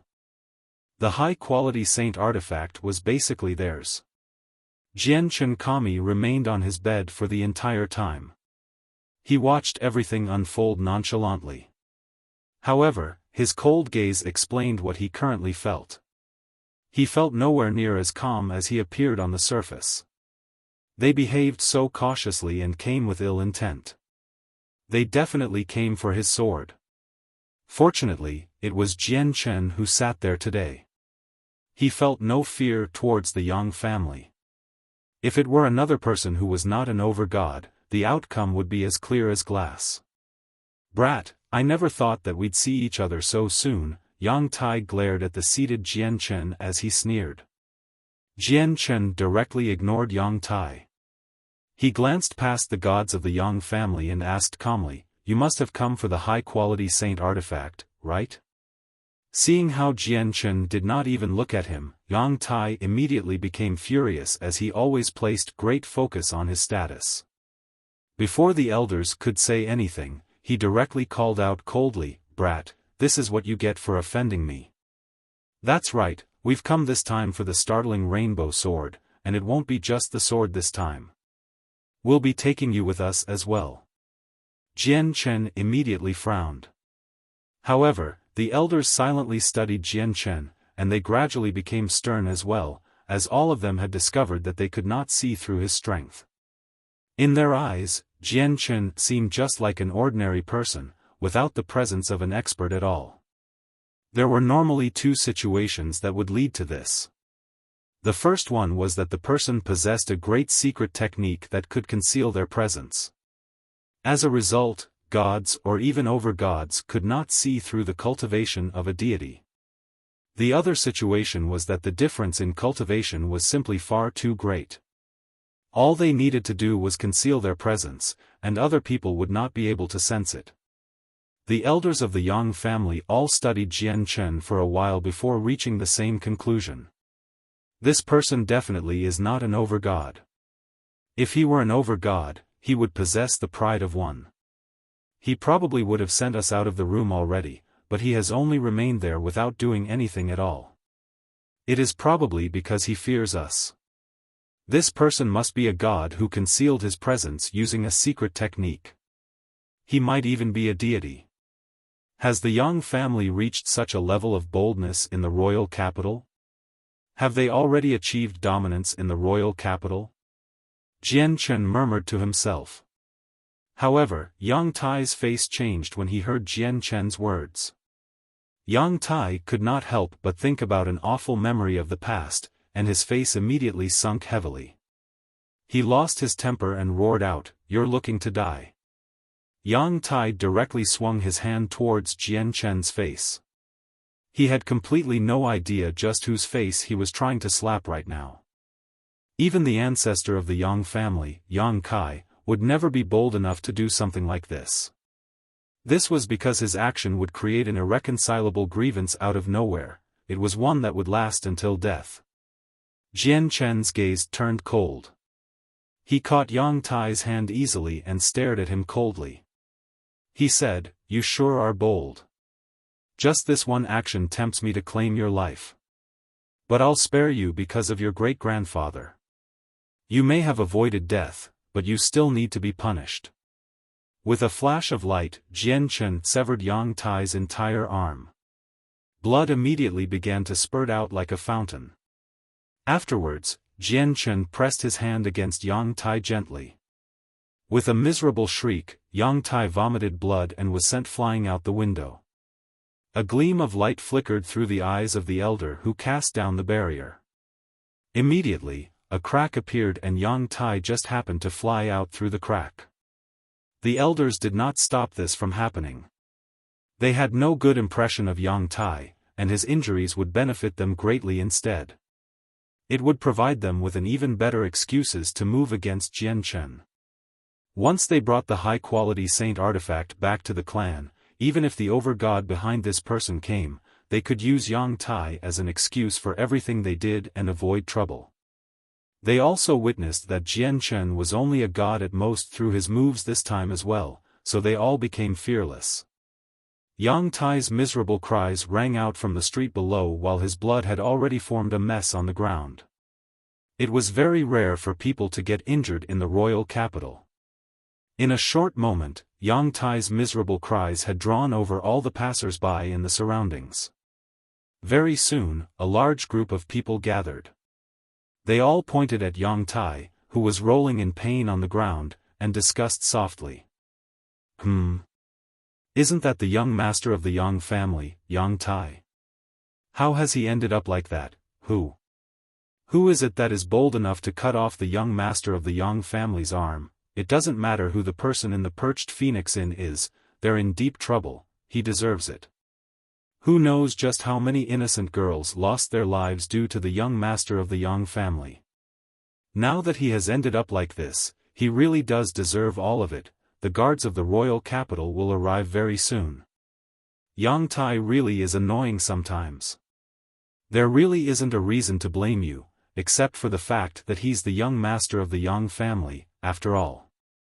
For the sake of the Yang family's dignity, we can't just drop this matter here.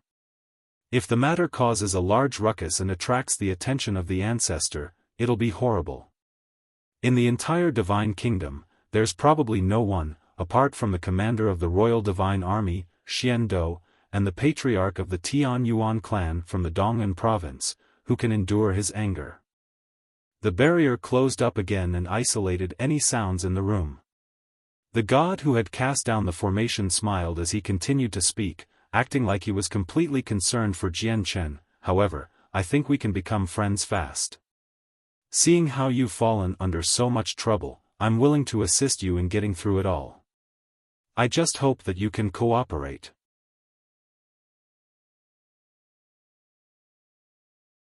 Chapter 1829, Jian Chen's bottom line. Jian Chen sneered when he heard the elder's words. He stared at the elder as if he was deep in thought and calmly said, "May I ask what this old mister is speaking of exactly by cooperating?" The old man was extremely experienced in life. Naturally, he noticed the faint sarcasm in Jian Chen's voice, but he did not mind at all. He smiled, "It's nothing difficult for you. All you need to do is hand over the high-quality saint artifact, the startling rainbow sword, you just purchased from the True Sword Pavilion. Only that will be enough for you to make up for your mistake of cutting off the young master's arm. Of course, I understand that you've paid quite a hefty price to buy the saint artifact. However, you have to understand just who you've offended this time. It's the young master of the Yang family. As a powerful clan within the divine kingdom of Pingtian, the Yang family naturally places much emphasis on their pride. As a matter of fact, they cannot allow any provocation to happen at all, and your actions today have gone far beyond mere provocation. If this matter isn't handled correctly, you'll become an enemy of the Yang family. Not only will you struggle to escape from the royal capital, but even the clan behind you will be dragged into the matter. Let alone the fact that no one dares to provoke the Yang family in the divine kingdom. We're famed even across the neighboring divine kingdoms. The old man smiled. As soon as he mentioned the possibility of becoming an enemy of the Yang family, he felt like victory was already in reach. He believed Jian Chen was done for. The Yang family really did possess such prestige and power. And this was all because of their late over-god ancestor, Yang Kai. I never thought that the glorious Yang family of the divine kingdom of Pingtian would do something like this. But do you really think I would just hand over the sword I spent 6 million high-grade divine crystals to purchase? Jian Chen asked. The old man smiled confidently, and his tone gradually became forceful as well. Brother, you've offended the Yang family, so you must hand over the sword. Otherwise, the Yang family will not let you leave the city. Elder Ma is right. Sir, it's best if you hand over the startling rainbow sword. We'll be able to guarantee you that the Yang family won't look into the matter of the young master's severed arm. Otherwise, we'll just have to make it difficult for you and make you come with us to the Yang family, a second elder spoke out. He was also an old man, and he looked at Jian Chen with hostility. High-quality saint artifacts are precious, but if you can't even keep your life intact, is there still any use for such a great weapon? Brother, you better think it through. After all, the Yang family is not to be trifled with. Even if you don't care for your life, you have to think about your clan. If you happen to anger the Yang family, and they directly wipe out your clan, it'll be horrible, the scholarly, middle-aged man chimed in as well. He smiled and spoke calmly. However, there was a sense of coldness present in his voice. Only the last elder from the Yang family remained silent. He was the one who had followed Yang Kai to the True Sword Pavilion and tried to persuade him otherwise. His old eyes always remained fixed on Jian Chen. He felt that the person before him was nowhere as simple as the other elders believed him to be. Wipe out my clan. Jian Chen murmured, and his face gradually sank. Killing intent began to seep out from his eyes, and he did not make any effort to conceal it at all. If the three elders had only threatened Jian Chen himself, he would have never reacted so violently. However, they never, ever should have threatened his clan. Not only were members of his family in his clan, but there were also his friends that he had gone through life and death with. They were Jian Chen's soft spot, as well as a bottom line that could not be crossed. Sensing the icy-cold killing intent from Jian Chen, the four elders in the room looked at each other, and they all became extremely stern. The killing intent had actually made them shiver. Through the killing intent, the four of them gained a rough understanding of Jian Chen's strength. He was definitely more powerful than any single one of them. At this moment, Jian Chen moved. The bed that he sat on shook gently, while he had already become a faint blur. He appeared before the scholarly, middle-aged man with unbelievable speed and directly grabbed his throat in a death grip. Only after sensing his throat being gripped tightly did the man see Jian Chen appear before him. His eyes widened dramatically while disbelief flooded his eyes. His heart churned. With his strength as a god, he was actually unable to put up a struggle against Jian Chen at all. He did not even see Jian Chen move. All he felt was that in a single instance, his throat had ended up in Jian Chen's grip. Who is this? Even I failed to sense anything when he moved. Even late gods can't achieve this. Is he an overgod? How is that possible? How can he be an overgod? The middle-aged man was utterly terrified. You dare to threaten to end my clan? Let alone you, a god, even if your ancestor, Yang Kai, was standing before me, I would never let the matter slide. Jian Chen glared at the middle-aged man as he forced out each word before directly smacking the man's head with his hand. The clan was Jian Chen's bottom line. It was an existence that could not be touched. Even though he was not interested in becoming an enemy of the Yang family before, he needed to kill this person now because of how he had spoken. Bang! The middle-aged man's head directly shattered into pieces from Jian Chen's attack, and his soul was wiped out. Jian Chen released his hand from the man's throat and allowed him to collapse onto the ground. Afterwards, he turned his head towards the three other elders as if nothing had happened at all. He said emotionlessly, "Now, not only have I severed the young master's arm, but I've killed an elder of your Yang family. What are you going to do?"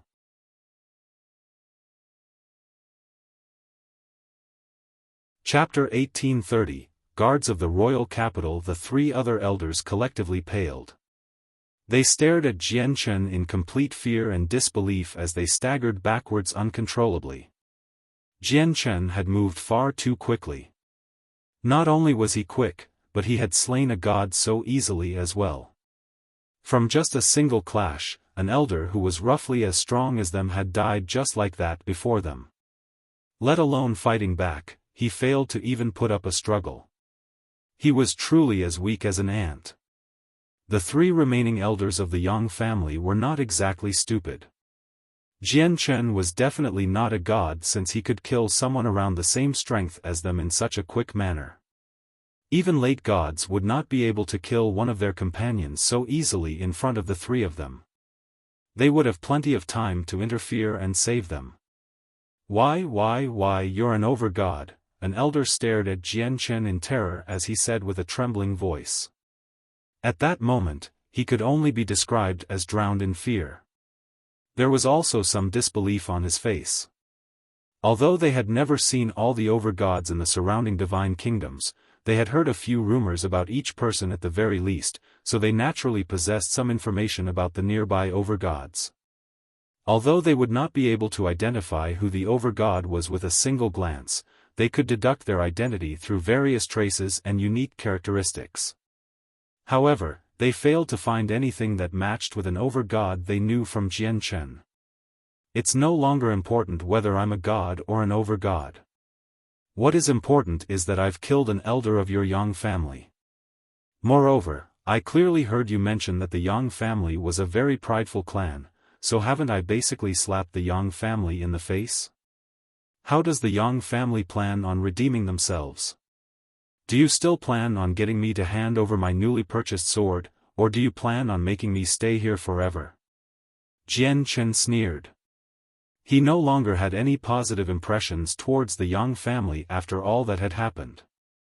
Although this was all caused by the elders acting on their own accord and was not really related to Yang Kai, the behavior of his clansmen was more than enough to let Jian Chen understand how Yang Kai was like as a person.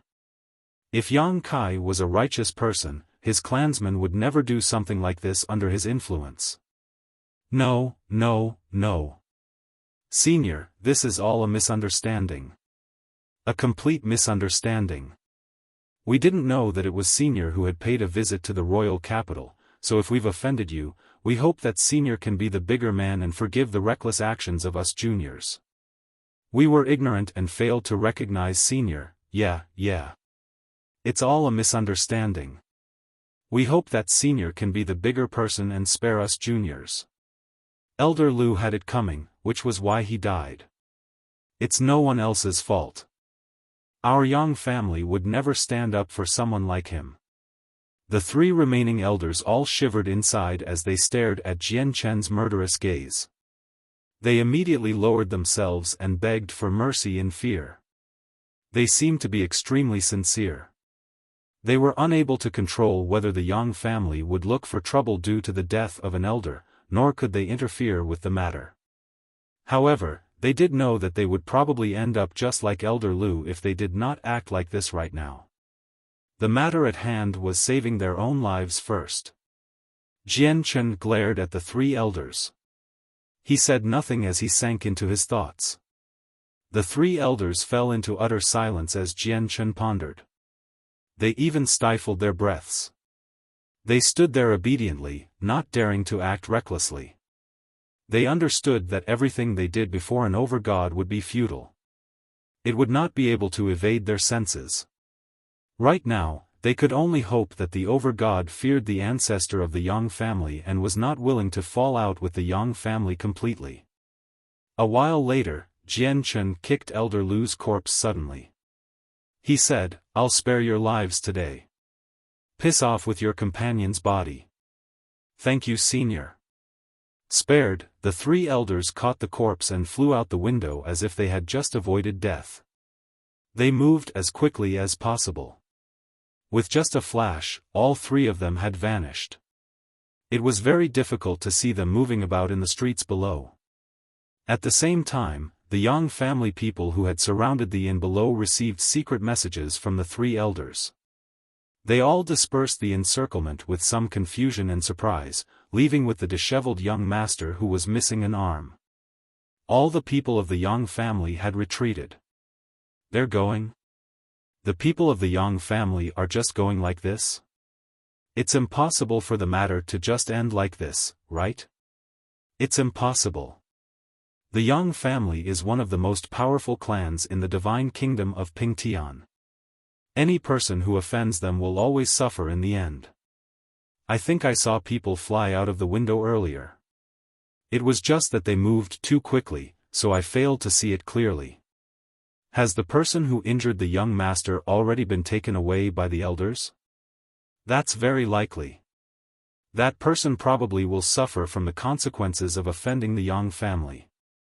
Sigh, looks like that is another soul lost from this world. The cultivators who had gathered on the streets all sighed emotionally. Many of them showed much sympathy, as well as anger and deep helplessness. At this moment, there was actually no one who took joy in the matter, surprisingly. Clearly, the Yang family was not well respected by many people even though they were one of the most powerful clans in the kingdom. The guards are coming. Everyone give way. At this moment, a call rang out, and the expressions of all the cultivators present immediately changed. Without any hesitation, they stepped to one side and formed a path without any further instruction. A group of armored soldiers on a magical beast rushed over from the distance. Their faces were all cold, and their gazes were sharp. Who has been causing trouble here? The captain of the guards gazed around and said heavily. Sir, the young master of the Yang family brought a few elders from the Yang family to take someone away. A young man in the crowd reported everything he knew with a smile. However, when the captain heard that Yang Tai's arm had been chopped off by someone, his face changed immediately. He said furiously, "What did you say? Yang Tai's arm was chopped off? By who? Who is bold enough to commit such heinous deeds in the royal capital?" The guard was extremely furious, as one of Yang Tai's female cousins was his wife. Sir, the people of the Yang family have already retreated. They've probably captured the person already, the young man said carefully. Humph. Even if he has been taken away, I won't forgive him. Come, let's look into the matter and see if we can deduce his identity and background from any remaining traces, the captain said coldly. With a wave of his hand, he immediately brought some of his trusted subordinates into the inn. Jian Chen remained in the same room. As the room's defensive formation had not been reactivated, the captain directly barged through the door in a reckless and brutal manner.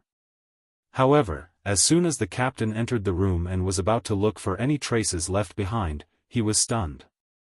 Soon afterwards, a gleam of light flashed through his eyes, and he stared at a man in white clothes who stood before the window with his back towards him. Who are you? The captain demanded. I'm that person bold enough to commit such heinous deeds in the royal capital, Jian Chen stared outside as he said calmly.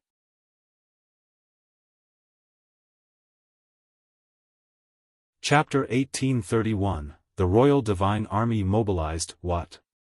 That person is you? Doesn't that mean that you also cut off Yang Tai's arm? The captain stared at Jian Chen in shock. Disbelief flooded his face as he was completely taken aback. Did the elders of the Yang family not take away the person who offended the Yang family and cut off Yang Tai's arm? How could he still be here? Even if the elders of the Yang family did not take away the person who had chopped off Yang Tai's arm yet, just where had the elders run off to? Why did they leave the person behind and return all by themselves? Even if he ignored just how unbelievable the outcome was, it was impossible for the Yang family to do such an embarrassing thing with their strength and prestige. If the matter made it out to the public, the Yang family's status would probably plummet in the divine kingdom of Pingtian. It could even affect their status in the surrounding divine kingdoms. As a captain of the guards for the royal capital, you should enforce the laws impartially. Shouldn't you at least ask about how everything happened in the first place after getting here and not focus on Yang Tai's arm? Don't tell me that as a captain of the guards, you're connected to the Yang family, and you want to take advantage of your position so things work in the Yang family's favor? Jian Chen said calmly. He had not shifted his gaze from beyond the window. He stared in the direction of the royal palace of the kingdom. Just then, he had discovered someone sending over the senses of their soul in an extremely well-hidden manner. Although the senses had been purposefully concealed, Jian Chen still discovered it. He only found it to be extremely unclear and hazy. Clearly, his current strength was not enough to clearly pinpoint where it had settled. However, even though he had only captured it vaguely, Jian Chen could feel a mountainous pressure from it. Even with his current strength, he could not help but shiver. God King, Jian Chen thought. The God Kings of the Divine Kingdom had already begun paying attention to here. The Divine Kingdom of Pingtian has 2 God Kings.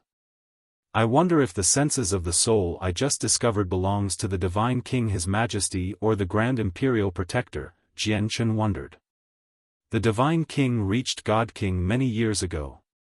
It said that before the Divine Kingdom had even been founded, the Divine King Pingtian was already a God King. He personally led his subordinates to create this Divine Kingdom. Now that the Divine Kingdom has already existed for several hundreds of thousands of years, the Divine King must have made quite a lot of progress compared to before. On the other hand, the Grand Imperial Protector has only reached God King recently. It said that he only broke through a little over 100,000 years ago. The Divine King's strength must be greater than the Grand Imperial Protector.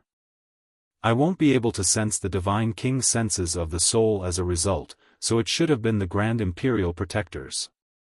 Jian Chen stood before the window with his back towards the captain of the guards. He gazed in the direction of the royal palace as he pondered deeply. He completely did not notice that the captain's face had become abnormally ugly when he mentioned that the captain might be abusing his position. His face basically sunk completely and killing intent filled his eyes. The laws within the Divine Kingdom of Pingtian were particularly strict. As a captain of the guards, he was loyal to the Divine King, but he still helped the Yang family do many things in secret. As a result, the thing he feared the most was other people mentioning that he was abusing his position of power. Clearly, Jian Chen's words had completely infuriated the captain. I will naturally find out exactly what transpired.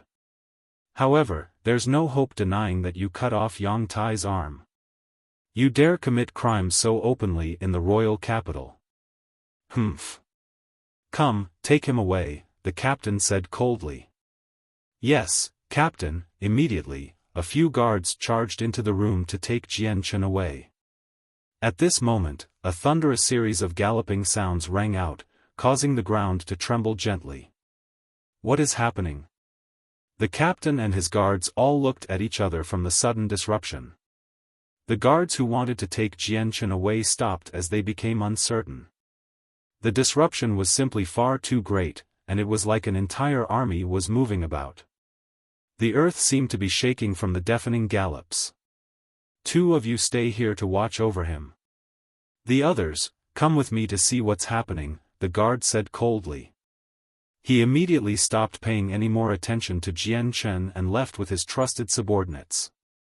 However, when the captain left the inn and saw what was happening in the distance, he became completely stunned.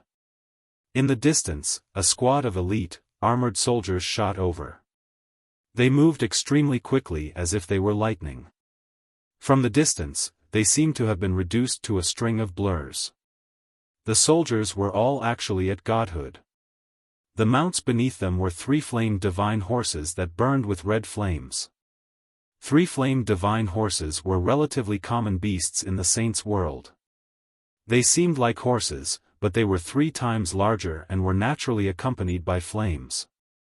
They were called three-flamed because the flames of the mount could change 3 times in a single lifetime. Newly born, they would possess strength at sainthood, and their flames would be scarlet. Once they reached adulthood, their strength would be on par with deities, and their flames would become blood-red. If they were nurtured with a vast quantity of heavenly resources, the horses could even become gods. Once they became gods, their flames would burn a deep violet. That would be the final stage of cultivation for the horses. Throughout history, there had never been a three-flamed divine horse that had reached over God. However, these divine horses would become the mounts of the very best due to their strength. Once they were tamed, they would remain loyal for the rest of their lives, and they were naturally skilled at teamwork. The horses beneath these soldiers all possessed blood-red flames. Clearly, they had all reached adulthood, and they possessed the battle prowess of a deity. It's the Royal Divine Army. Oh my God, it's actually the Royal Divine Army. Am I dreaming? The Royal Divine Army has actually come. Looking at the direction they're heading in, the Royal Divine Army seem to be going to the Perched Phoenix Inn. Has something happened there, which is why they're going that way? The conflicts within the royal capital have always been handled by the regular guards. Why would the Royal Divine Army deal with these miscellaneous matters? They are lofty existences, and they are the strongest and most terrifying army of the entire Divine Kingdom. They're known to be the protector gods of the kingdom. On the streets, countless people watched on. All of their eyes were filled with respect and quite a few of them were filled with eagerness. The Royal Divine Army was a group of soldiers that was almost divine in the Divine Kingdom of Pingtian. They possessed crushing strength. In the entire region, there were no armies from any Divine Kingdom that could match up to the Royal Divine Army. Why has the Royal Divine Army come?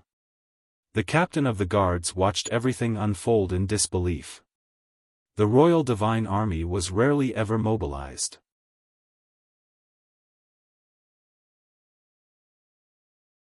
Chapter 1832, 10,000-man Commander Peng. The captain of the guards watched as the Royal Divine Army galloped towards him in a stunning manner as he directly pondered to himself, the army seems to be heading for the inn.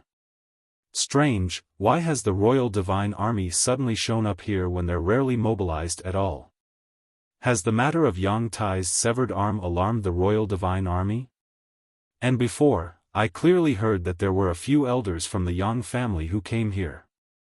It's impossible for them to allow something like this to happen with the Yang family's pride and strength, yet they actually left quietly in the end. They did not even bother with the person who offended them.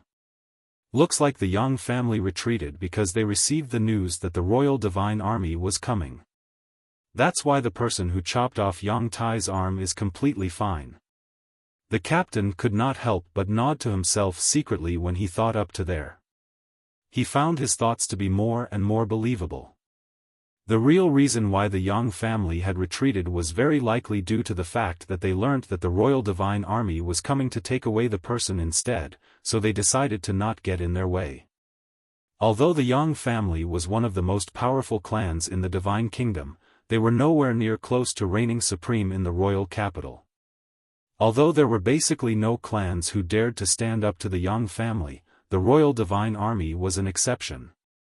Even when ignoring the fact that the person behind the army was the Divine King, just the strength of the army by itself was no weaker than the Yang family. At the same time, the Royal Divine Army also possessed a late overgod as their commander. If someone asked whether there was anyone who could stand up to the Yang family in the divine kingdom of Ping Tian, the Royal Divine Army would definitely be one of the answers. However, the captain of the guards shook his head again after some thought. No, the Royal Divine Army and the Yang family have no connections at all. Why would they stand up for the Yang family just because the young master's arm was cut off? What is this all about? Is this really not as complicated as I imagined it to be, and the Royal Divine Army is just passing by? The gallops of the horses rang louder and louder, clearer and clearer up ahead. Clearly, only around 100 people had come, but it created the same disturbance as an entire army of soldiers. Most importantly, all their movements were completely in sync. As a result, every time the hooves of the horses struck the ground, it was thunderous, causing the ground to shake. The group of soldiers from the Royal Divine Army rapidly approached the inn under the gazes of everyone. Everyone on the street stuck close to the buildings. All of them had even stepped aside to broaden the path without any warning so that the Royal Divine Army could pass through. Even the captain of the guards stood to one side obediently. He could put on airs normally, but before the Royal Divine Army, he could only stand down obediently. He was no longer bold enough to order people around. The Royal Divine Guards were on a whole different level compared to his guards. However, just when the captain of the guards believed that the Royal Divine Army was simply passing by, the entire squadron unexpectedly pulled on their reins in a single motion together. All the three-flamed divine horses immediately raised their front legs. Coupled with a deafening screech, their hooves struck the ground heavily, producing a thunder-like boom. Immediately, a shockwave visible to the naked eye rapidly expanded in all directions due to the hooves. It shook up all the bystanders, making them stagger. Many of them even lost their footing and fell over. If it were not for the fact that the ground and the entire city was enveloped and protected by a powerful formation, just the stamp from the horses would have been enough to reduce the surrounding structures to ruins. After all, there were over 100 adult three-flamed divine horses, which was equivalent to over 100 deities. Ruru, the same person that Jian Chen had seen in the True Sword Pavilion, currently stood with a few guards in the crowd. She stared at the squadron of three-flamed divine horses that stood in a neat formation outside the perched Phoenix Inn in doubt. Strange. Why has the Royal Divine Army come? Ruru wondered softly. Young miss, I heard that Yang Tai's arm was cut off by someone in the perched Phoenix Inn. Maybe the Royal Divine Army came for that? A guard said from behind Ruru. Her voice was crisp and pleasant, making it very evident that she was female. It was easy to assume that her appearance would match her voice. Moreover, looking at the statures of the other guards, they all seemed feminine as well. Young miss, in my opinion, the person who cut off Yang Tai's arm seems to be the young man who purchased the startling rainbow sword in the True Sword Pavilion. However, isn't he just a little too bold? He has offended the Yang family, added another guard. Young miss, the young man certainly did act rather viciously, but he also possesses a sense of righteousness. I am not powerful, but I have seen countless people in the world. If I am correct, that young man should be an honorable person, or he would not possess such a bearing. Young miss, let's help this person out. After all, it was all caused by Yang Tai, said another guard. She seemed to be pleading Ruru. Ruru remained silent. She just stared at the inn. The person at the very front of the squadron from the Royal Divine Army dismounted. He was wearing deep red armor. He said to the people behind him, 1,000-man Commander Lu, 1,000-man Commander Cho, come with me. The rest of you remain in position. Yes, sir. The squadron replied. Listening to the familiar voice of the squadron captain, the eyes of the captain of the guards immediately widened. Disbelief filled his eyes as he thought, isn't that Sir 10,000-man Commander Peng's voice? How is that possible? Sir 10,000-man Commander Peng has personally come and there are 2,000-man commanders as well? Why has Sir 10,000-man commander come with 2,000-man commanders? Although very shocked and doubtful, the captain of the guards dared not to tarry. He immediately ran up like a suck-up and arrived before 10,000-man commander Peng, who was covered in armor apart from his 2 eyes. The captain of the guards smiled as he fawned over 10,000-man commander Peng, lowering himself very much and speaking extremely politely. He knew extremely well that although he was the captain of a squadron of guards in the royal capital, it was nothing before a 10,000-man commander of the Royal Divine Guards. Not to mention that the 10,000-man commander of all people was 10,000-man commander Peng. However, 10,000-man commander Peng paid no attention to the captain of the guards. After glancing coldly at him, he entered the Perched Phoenix Inn with his 2,000-man commanders. The captain did not become angered at all. He smiled resplendently as he glanced at the remaining squadron of the Royal Divine Army with eagerness and envy. Afterwards, he ran off behind 10,000-man commander Peng again. "Young miss, the Royal Divine Army has already gone in to capture the person, and it seems like the person leading the squadron is 10,000-man commander Peng. He's known to be the strongest beneath over God in the entire Divine Kingdom. There are even rumors that 10,000-man commander Peng has the right to make it onto the god's pedestal. It's impossible for that person to be his enemy." The guard who had asked Ruru to save Jian Chen before spoke out again. "Young miss, why don't we help him out? I don't think he's a bad person either. Moreover, we were slightly mistaken about him in the True Sword Pavilion as well. We thought that he had only mentioned that he wanted to buy a supreme quality saint artifact or a high quality saint artifact to attract your attention, but we never thought he would actually buy one," added another guard. She also seemed to be reluctant about Jian Chen getting taken away by the Royal Divine Army. Once he was taken away by the Royal Divine Army, he would suffer even if he came from an organization that possessed an over-god. Under the persuasion of the guards, Ruru finally let out a sigh and said, "All right, let's go in and have a look."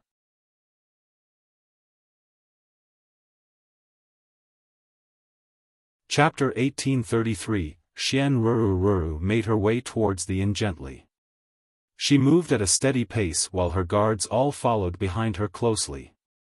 There were 2 armored members of the Royal Divine Army guarding the entrance to the Perched Phoenix Inn right now. They stood straight like statues without moving at all. Only their eyes were revealed, which shone with a cold and merciless light as they observed the surroundings. Clearly, they were there to prevent anyone from entering. The guards under the captain had stood to one side long ago. Ruru directly made her way towards the entrance of the inn with her guards. Even though there were 2 soldiers at the entrance, she did not show any signs of hesitation in her steps at all. She was completely at ease. Just as Ruru was about to enter the inn, the 2 soldiers did not do anything to stop her. Instead, they bowed at the same time and said to Ruru together, "Greetings, young miss." The jaws of everyone in the surroundings immediately dropped at the sight of this. All of their eyes became filled with shock and disbelief towards Ruru, leading to quite a large disturbance. They all soon began to guess at Ruru's identity when they saw how the Royal Divine Army showed so much respect towards her. Clearly, Ruru was already used to the polite treatment she received from the 2 soldiers. She did not find it strange at all. She nodded at the 2 of them calmly and did not halt her steps at all. She directly entered the inn. At the same time, Jian Chen resided on the very top floor of the inn. He remained by the window as he gazed out. He seemed to be deep in thought. Behind him, 10,000-man commander Peng and his 2,000-man commanders had already arrived in the room. When the 10,000-man commander saw Jian Chen's back, he immediately clasped his fist towards Jian Chen without any hesitation and said loudly, 10,000-man commander Peng of the 7th Regiment of the Royal Divine Army greets the Patriarch of the Tian Yuan clan. 1,000-man commander Zhang of the 7th Regiment of the Royal Divine Army greets the Patriarch of the Tian Yuan clan. 1,000-man commander Li of the 7th Regiment of the Royal Divine Army greets the Patriarch of the Tian Yuan clan. At the same time, the 2,000-man commanders behind 10,000-man Commander Peng clasped their hands towards Jian Chen. They looked at Jian Chen with much respect. This was the respect toward strength. The three of them were only gods. In their eyes, overgods were indomitable existences. Moreover, the overgod standing before them was not like any other overgod. Instead, he possessed a crushing advantage in power. He was the patriarch of the Tian Yuan clan who defeated the overgod of the Weiner clan, someone that had comprehended the laws of strength. He was Jian Chen. Jian Chen turned his head towards the three soldiers covered in armor and asked, "Did Xian Do send you here?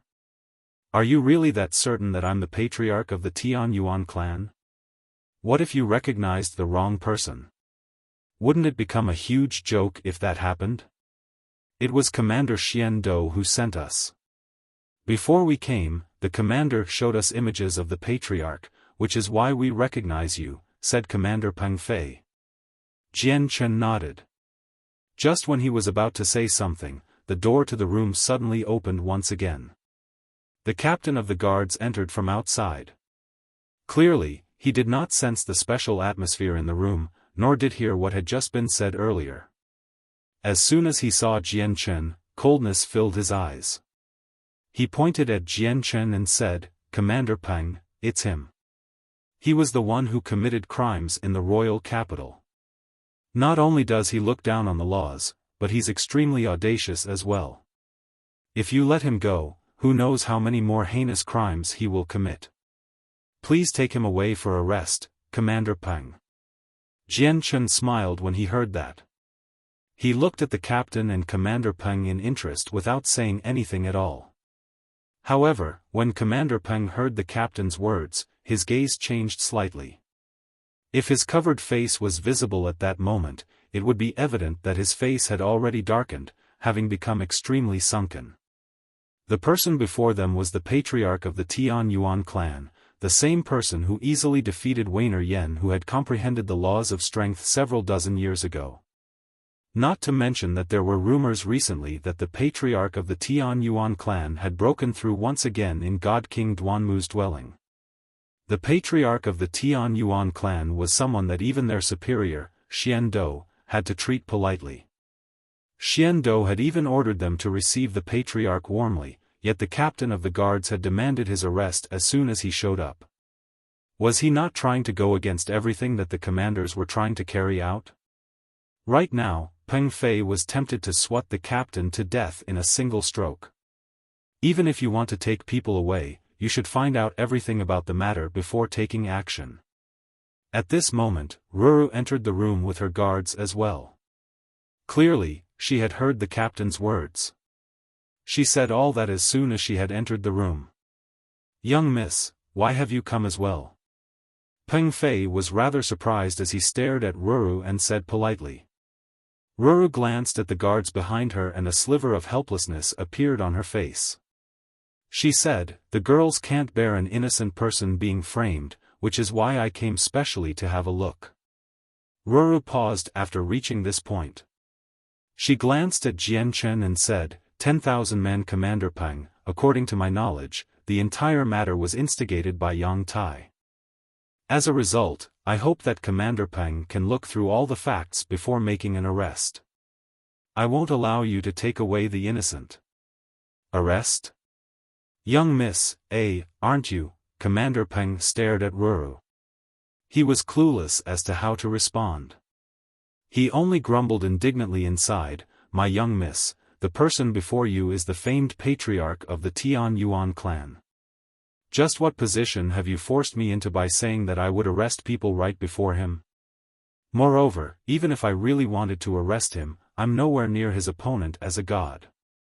At the very least, we would need an overgod like Commander Xian Do to come personally." Ruru could not help but become slightly confused when she saw how Commander Peng responded. Something did seem slightly off. "Commander Peng, are there any problems?" Ruru asked. The captain also looked at Commander Peng. He also sensed that something was off. Jian Chen's interest was piqued as he watched everything unfold like a cliché drama. He smiled at the people in the room. Suddenly, Commander Peng clasped his fist towards Jian Chen. He said apologetically, "Patriarch, this is the first young lady of our commander, Xian Ruru. The young miss did not know the Patriarch's identity, so I that hope the Patriarch can forgive her if she has offended you in any way." The captain immediately became stunned when he saw the commander's actions. Disbelief filled his face. He was a mighty 10,000-man commander of the Royal Divine Army, not to mention the fact that he was the famed 10,000-man commander, Peng Fei, yet he was actually apologizing to the young man. Moreover, the reason for his apology was how their young lady had spoken. Just how great was the first young lady of the commander's estate. With her status in the army, very few overgods would ever truly pursue the matter even if she disrespected a few regular overgods. However, Commander Peng was actually personally apologizing to the young man before him due to some minor things raised by Xian Ruru. Just who was this young man? Patriarch? Patriarch? Just which patriarch in our divine kingdom of Pingtian possesses such power? There aren't any. Let alone our divine kingdom, there are no patriarchs as powerful as him even in our neighboring divine kingdoms because the patriarchs of clans with overgods are always gods or even other deities. However, even when facing the patriarch of the Yang family, Commander Peng would still talk without going out of his way to be respectful. He would not show any fear, let alone lower himself like this. Unless he's from the Dong'an province, no, impossible. The captain guessed. Finally, he seemed to think of who this person was, and his face immediately paled. Xian Ruru was also slightly taken aback by Commander Peng's apology. However, she also seemed to realize something soon afterwards. A strange light immediately filled her eyes as she stared at Jian Chen. She almost cried out, "You're the patriarch of the Tian Yuan clan from the Dong'an province?" According to Xian Ruru's understanding, only the patriarch of the Tian Yuan clan could be referred to as patriarch and make Commander Peng act with so much caution. Overgods were basically all ancestors in clans. They would stand back while the position of patriarch would be occupied by someone else. Only the Tian Yuan clan of the Dong'an province possessed an extremely powerful overgod as a patriarch.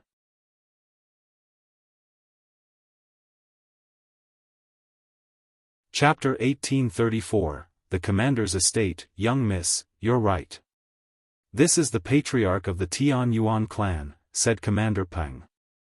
As soon as he thought about how their young lady had spoken to Jian Chen so eagerly without even knowing his identity, 10,000-man Commander Peng could only smile bitterly inside.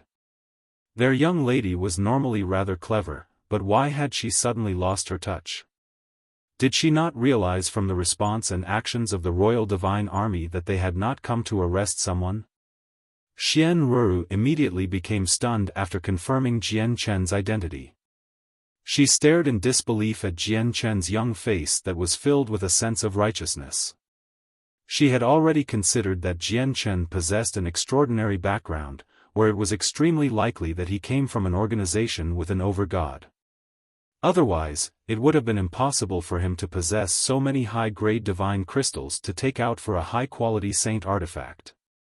However, she had never considered that the person who had said that they wanted to buy a supreme-quality saint artifact and had even been mistaken by people as someone who was just trying to attract her attention would be the famous, almost legendary patriarch of the Tian Yuan clan, Jian Chen. For a moment, even Xian Ruru found it rather unbelievable for such a great change in status to occur. The jaws of the guards around Xian Ruru dropped at that moment as well. Disbelief was plastered across their faces. Compared to Xian Ruru and everyone else's shock, the captain of the guards felt like he had just entered hell. Not only did his entire body tremble violently, but even his legs shook. "I'm done for. I'm done for. How is this person the patriarch of the Tian Yuan clan? Yang Tai, of all the people you could provoke, you just had to provoke the patriarch of the Tian Yuan clan. You've doomed me," the captain sobbed inside. At the same time, he had already become pale.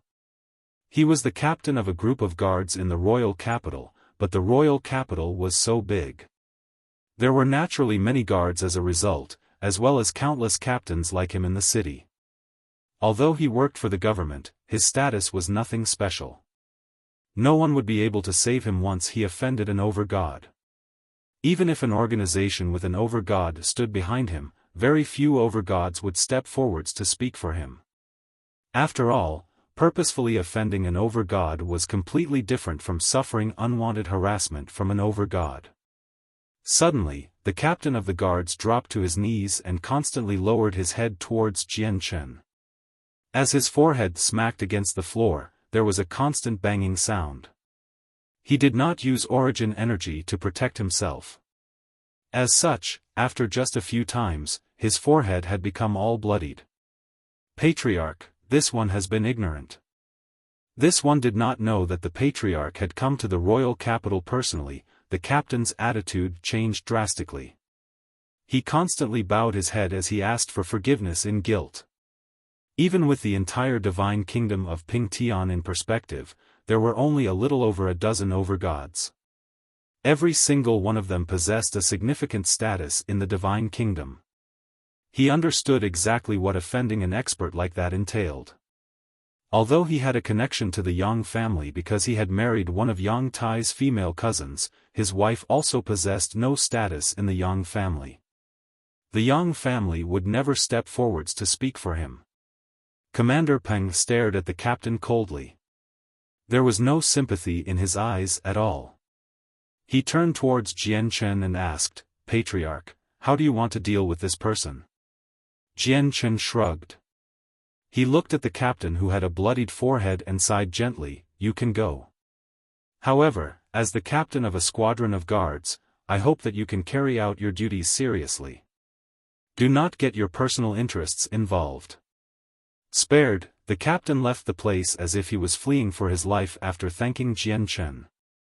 "Patriarch, the commander, Commander Xian, has invited you to visit his estate. I was wondering if the patriarch would be willing," 10,000-man Commander Peng said with clasped hands. "I just happen to be wanting to visit Commander Xian.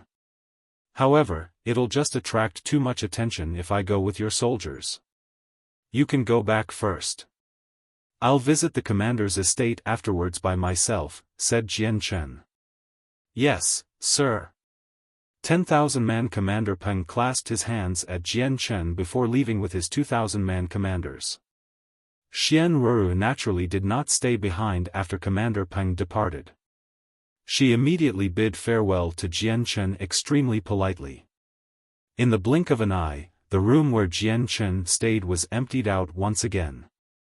There were only bloody marks left on the ground as evidence for everything that had just happened. Jian Chen glanced at the bloody patches on the ground and sighed gently, "I never thought all of this would happen. Looks like the royal capital isn't as perfect as I believed it to be. The rules of the royal capital affect ordinary cultivators, but it does not affect people from those powerful organizations and clans." After sighing, Jian Chen leapt out the window. He turned into a faint blur as he shot off into the distance. He moved like the wind, where the cultivators on the streets below failed to notice him at all. There were a total of 5 commanders' estates in the royal capital. They were located in the north, south, east, west, and center.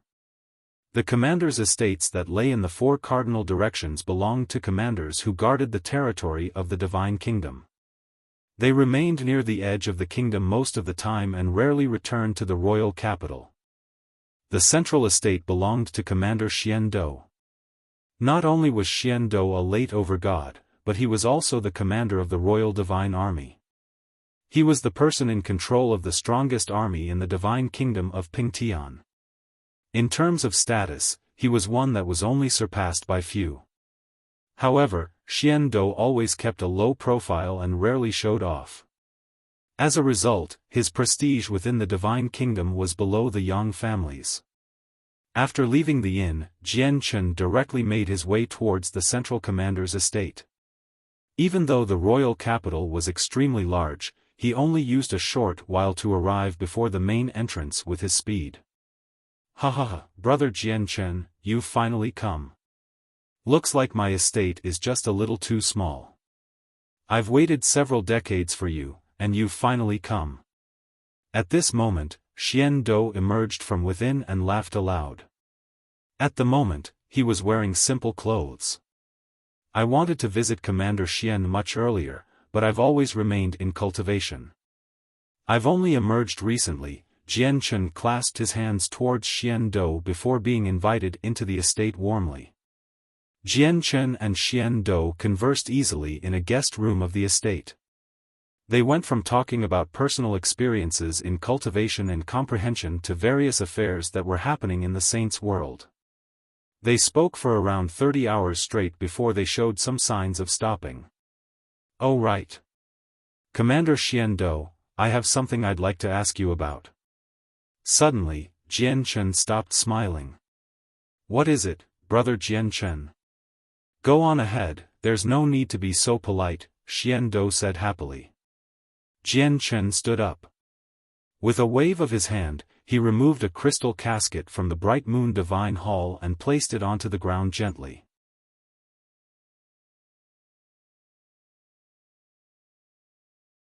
Chapter 1835. The method to save Kaya. On the crystal casket quietly lied a fist-sized beast.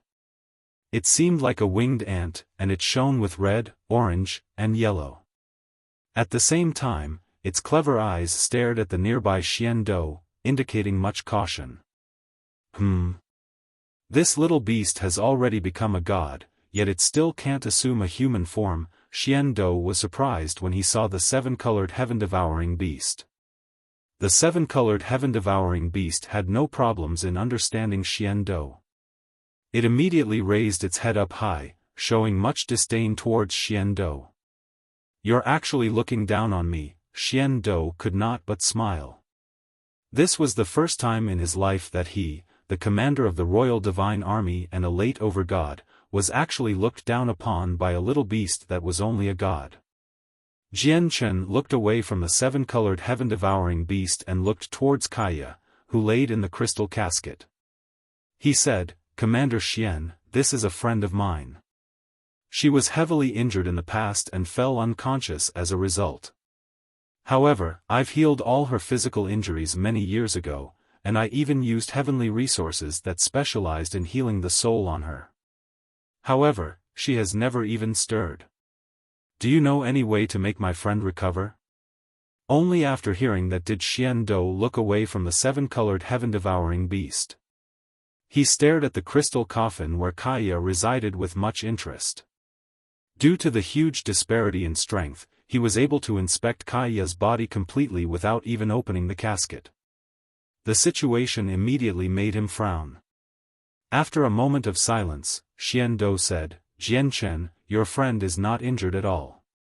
At the same time, her life force is plentiful, so that hasn't been touched at all. As a result, it's possible to conclude that the reason for her unconsciousness has nothing to do with her body. There must be other reasons for it. Oh right, how long has your friend been unconscious for? Xian Dou looked at Jianchen. Almost 100 years, said Jianchen. 100 years, Xian Dou furrowed his brows deeply. He paced around the crystal casket with crossed arms as his eyes shone.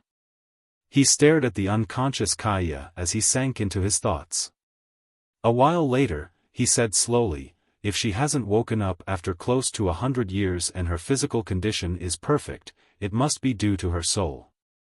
I guessed it had to do with the soul as well, but I was unable to find any problems with it at all. I've used heavenly resources for her soul as well, but they've failed to produce any effect at all. Jianchen sighed gently. He felt helpless. He had concluded that Kaya's problem laid in her soul long ago.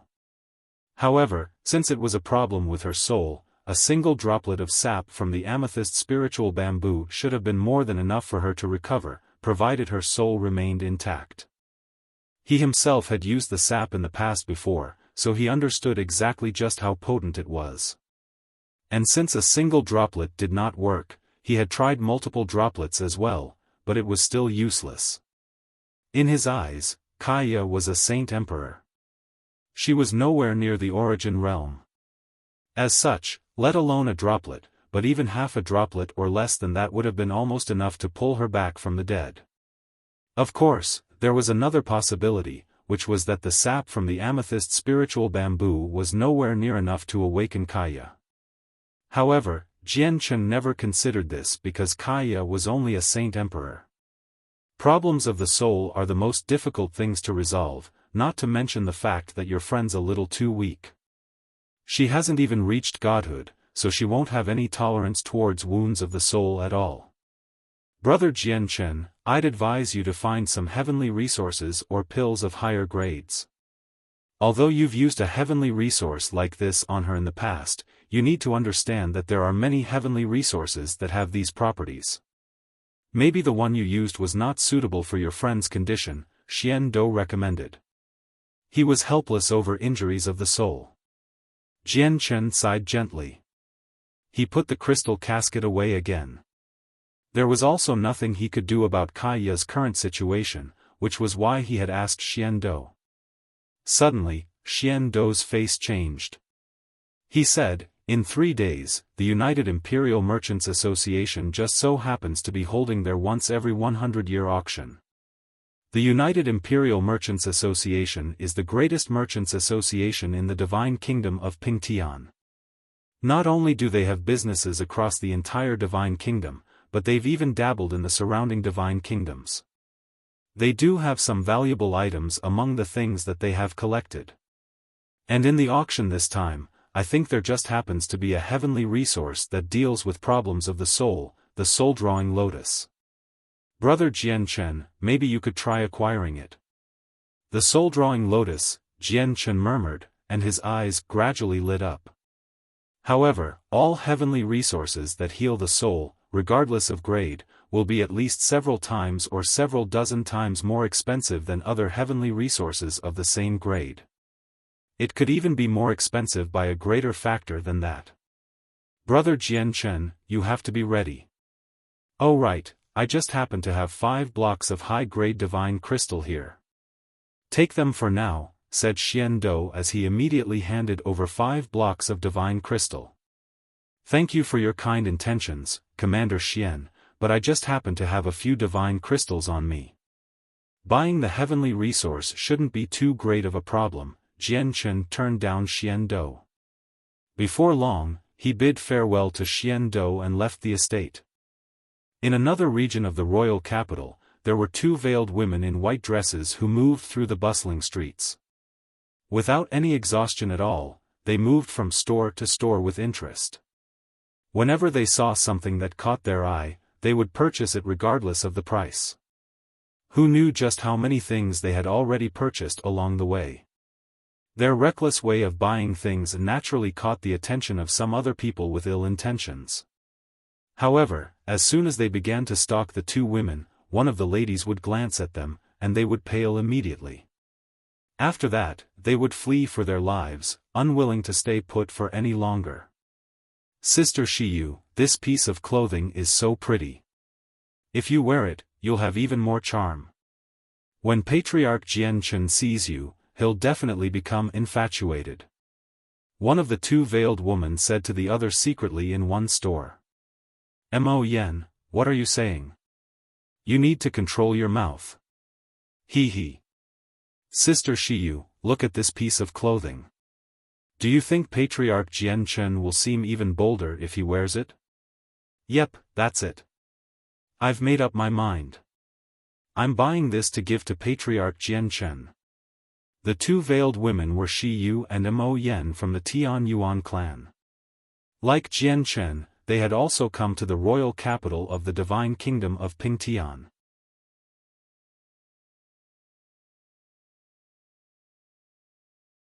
Chapter 1836. The Yang family's response. Beauty and shopping were the natural hobbies of almost all women. Very few women were able to form exceptions. Mo Yen and Shiyu were naturally like that as well. Even a god like Shiyu, someone who could be considered as an expert in the entire Divine Kingdom of Pingtian, was unable to resist her love for shopping and beauty. Shiyu and Mo Yen were having a great time in the royal capital. They shopped like madmen, buying away everything that caught their eye. They spent money like it was worth nothing. However, Xiu naturally could afford to spend like this with her personal wealth and her status as a god. Sister Xiu, there are 3 more days before the centennial auction of the royal capital. It'll definitely be full of people. Let's go and check it out when it happens, Mo Yen said to Xiu with much excitement and eagerness. Xiu nodded. Quite a lot of interesting items should appear in the centennial auction. Let's go check it out when it does happen. Let's hope that we can find the supreme grade materials that the patriarch ordered us to look for. The supreme grade materials Xiu spoke of were naturally the items for forging Jian Chen's twin swords. When he left the Tian Yuan clan, he had created a list of all the materials he needed to forge the twin swords. With help from the sword spirits, he had recorded all the characteristics and methods of procuring them in great detail so that the people of the clan could collect them. Unfortunately, all the materials Jian Chen required were of supreme grade, making them simply too rare for a place like the divine kingdom of Pingtian. As a result, they had yet to find anything so far.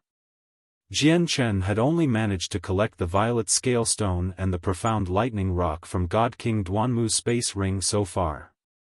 The Yang family was located in a large estate towards the center of the royal capital. In a radius of 5 kilometers from the estate, all people were forbidden apart from members of the Yang family.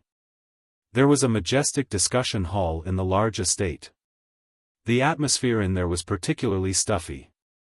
Not only was the patriarch of the Yang family present, seated on the patriarch's throne emotionlessly, but there were over 20 male and female gods seated below him.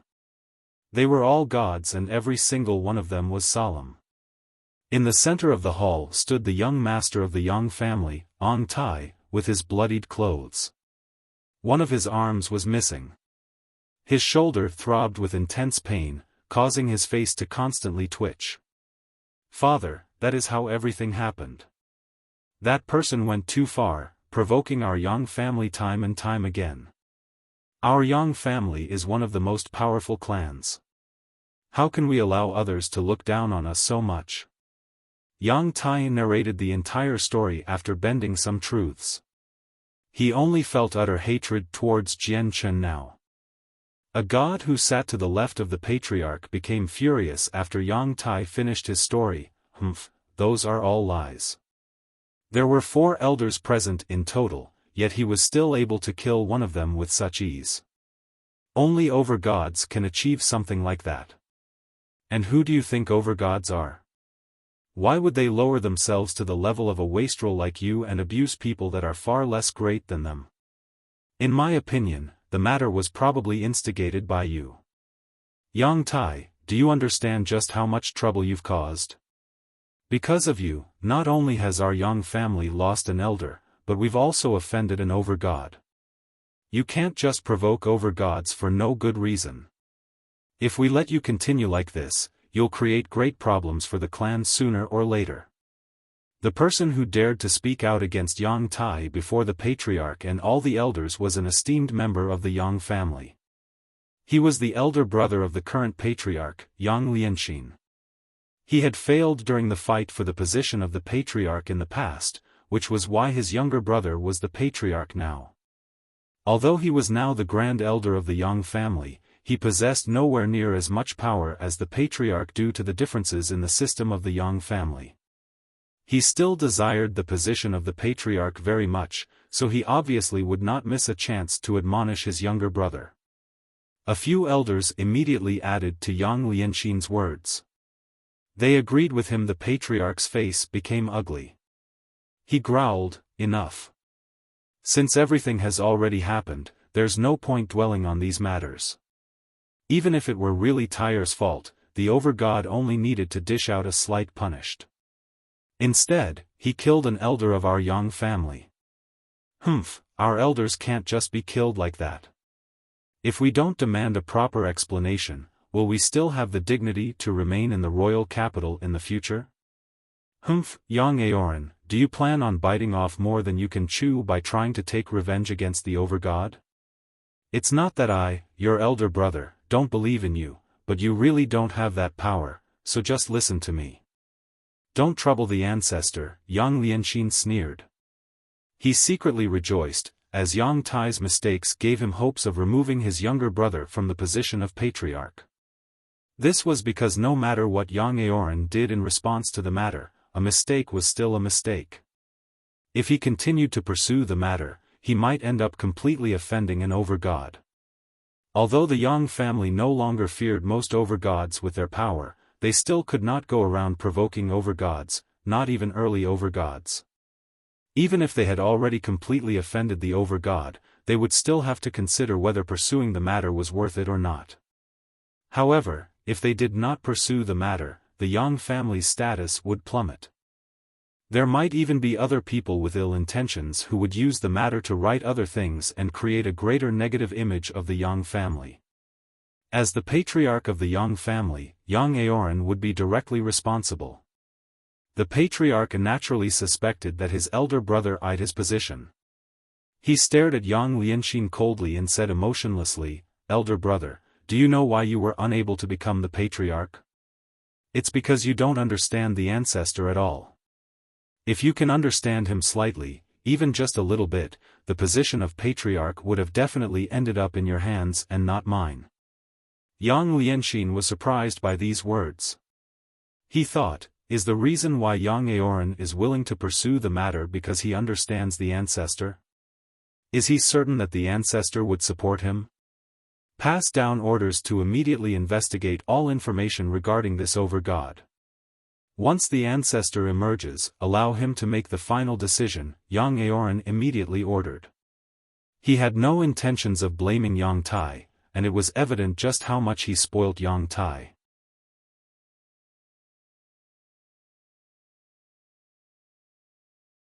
Chapter 1837. The United Imperial Auction. Jian Chen emerged from Xian Dou's estate. He did not return to the Perched Phoenix Inn immediately. Instead, he strolled through the streets of the royal capital by himself. He did not even miss the free markets in the royal capital that sold a few items for independent cultivators. The royal capital was extremely large. Just the city itself was several times larger than the Jessen kingdom. However, with Jian Chen's current strength, he only needed 2 days to go through all the stores. However, his actions in the past 2 days were rather strange. He moved quickly, traversing hundreds or even thousands of meters with each step. He basically made his way down every street and alleyway. He visited areas with a dense population of shops or free markets on purpose. It seemed like he wanted to buy something, but he did not even enter a single store during the 2 days. His actions were rather confusing. Sigh. I've basically searched through the entire royal capital, but I haven't even found a single material for the twin swords. Jian Chen returned to the Perched Phoenix Inn.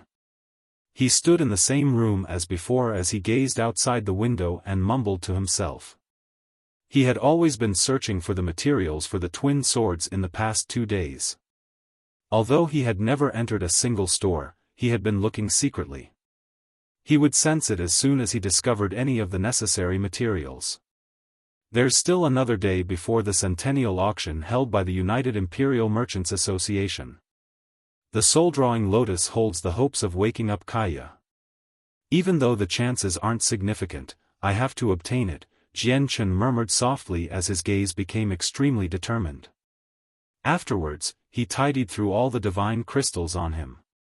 After spending 6 blocks for the startling rainbow sword, he only had 4 blocks of high-grade divine crystals remaining from the 10 he had received from the Divine King. Additionally, he still had a few of the supreme-grade divine crystals from God King Duanmu's space ring. Although there was not a lot of them, there was roughly a block of high-grade divine crystal if he broke it down. 5 blocks. Even many clans with gods can't take out a sum like that.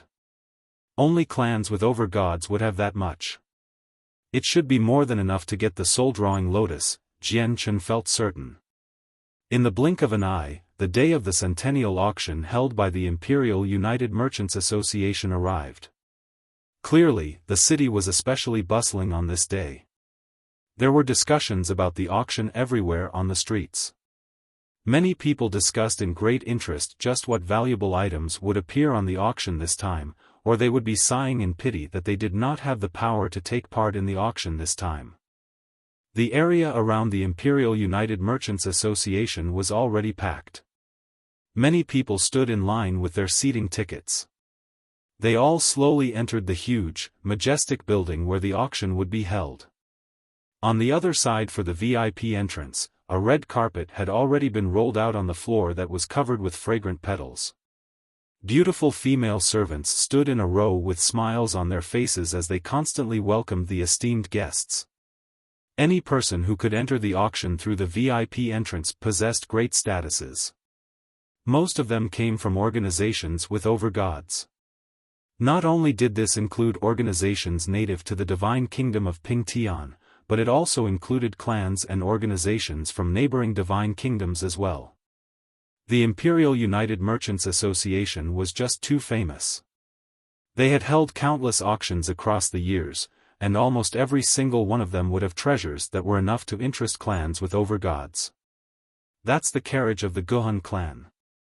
The people of the Guhun clan have come. Do you see that white carriage with a snowflake imprint? That's the people of the Yubing clan from the frigid snow province. The people from the commander's estate have come as well. That lady seems to be their first young lady, Xian Ruru. The carriage of the Yang family has come as well.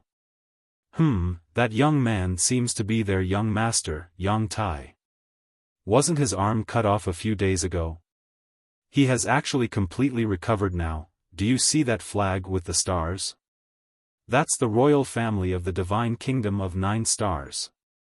As the extremely luxurious carriages arrived and people from overgod organizations arrived one by one, the VIP entrance immediately became busy. Countless people gazed over, and the area became the center of attention. Whoa, Sister Shiyu, there are so many people here. It's so busy. At this moment, Mo Yen and Shiyu arrived. Their faces remained veiled. They did not arrive in luxurious carriages. Instead, they made their way over from afar, trudging over the carpet towards the entrance. Who are those 2 women? Don't they seem quite sorry arriving like this? Other people have come in luxurious carriages, while they've come on foot. Clearly, the organization behind the 2 women is just too weak. That's because they come from a clan with gods. They don't have the confidence of an overgod clan. Many people stared at Mo Yen and Shiyu as they secretly judged them. They did not look at them with the fear and envy that they showed towards overgod clans. Mo Yen and Shiyu did not mind it at all. They giggled as they walked, making their way into the auction elegantly. Afterwards, guests from various organizations arrived one after another. Most of them were famed overgod clans from neighboring divine kingdoms. They either came on powerful, rare beasts or rode luxurious carriages. They all paraded their wealth. Of course, there were also a few guests from clans with gods. Naturally, they did not parade their wealth as much, but they still made arrangements, so they would receive the respect that they deserved. Very few entered with such a low profile like Shiyu and Mo Yen. As everyone poured into the auction center, fewer and fewer people remained outside. Just as the doors were about to close, the white-robed Jian Chen arrived in the distance steadily. He also entered through the VIP entrance as the last person to go in. The auction center was extremely large, and it was enough to seat several tens of thousand people. Currently, Jian Chen sat in his private viewing box with his eyes closed, resting and waiting quietly for the auction to start. Around 5 minutes later, the auction finally started. The hostess for the auction was a mature, well-endowed and beautiful woman. Her level of cultivation was extraordinary as well, as she was a god. I am OD, the hostess for this centennial auction held by the Imperial United Merchants Association. Greetings to all, the hostess smiled gently as she stood on the stage. After introducing herself, she directly got to the point and began auctioning the first item. The first treasure is a flying sword. Even though it's only a medium-quality saint artifact, it has reached the peak of the medium quality. As a result, even when compared to inferior high-quality saint artifacts, it is almost the same in power. It's an extraordinary and rare piece of work. Everyone, you must understand just what a high-quality saint artifact is worth. This flying sword is almost on the same level, so I presume I don't need to explain any further the value of this flying sword. The starting price is 10,000 high-grade divine crystals. OD held a long, embroidered box as she introduced the item to everyone. To no surprise, a sword lay within the box, and it shone with a cold and threatening light.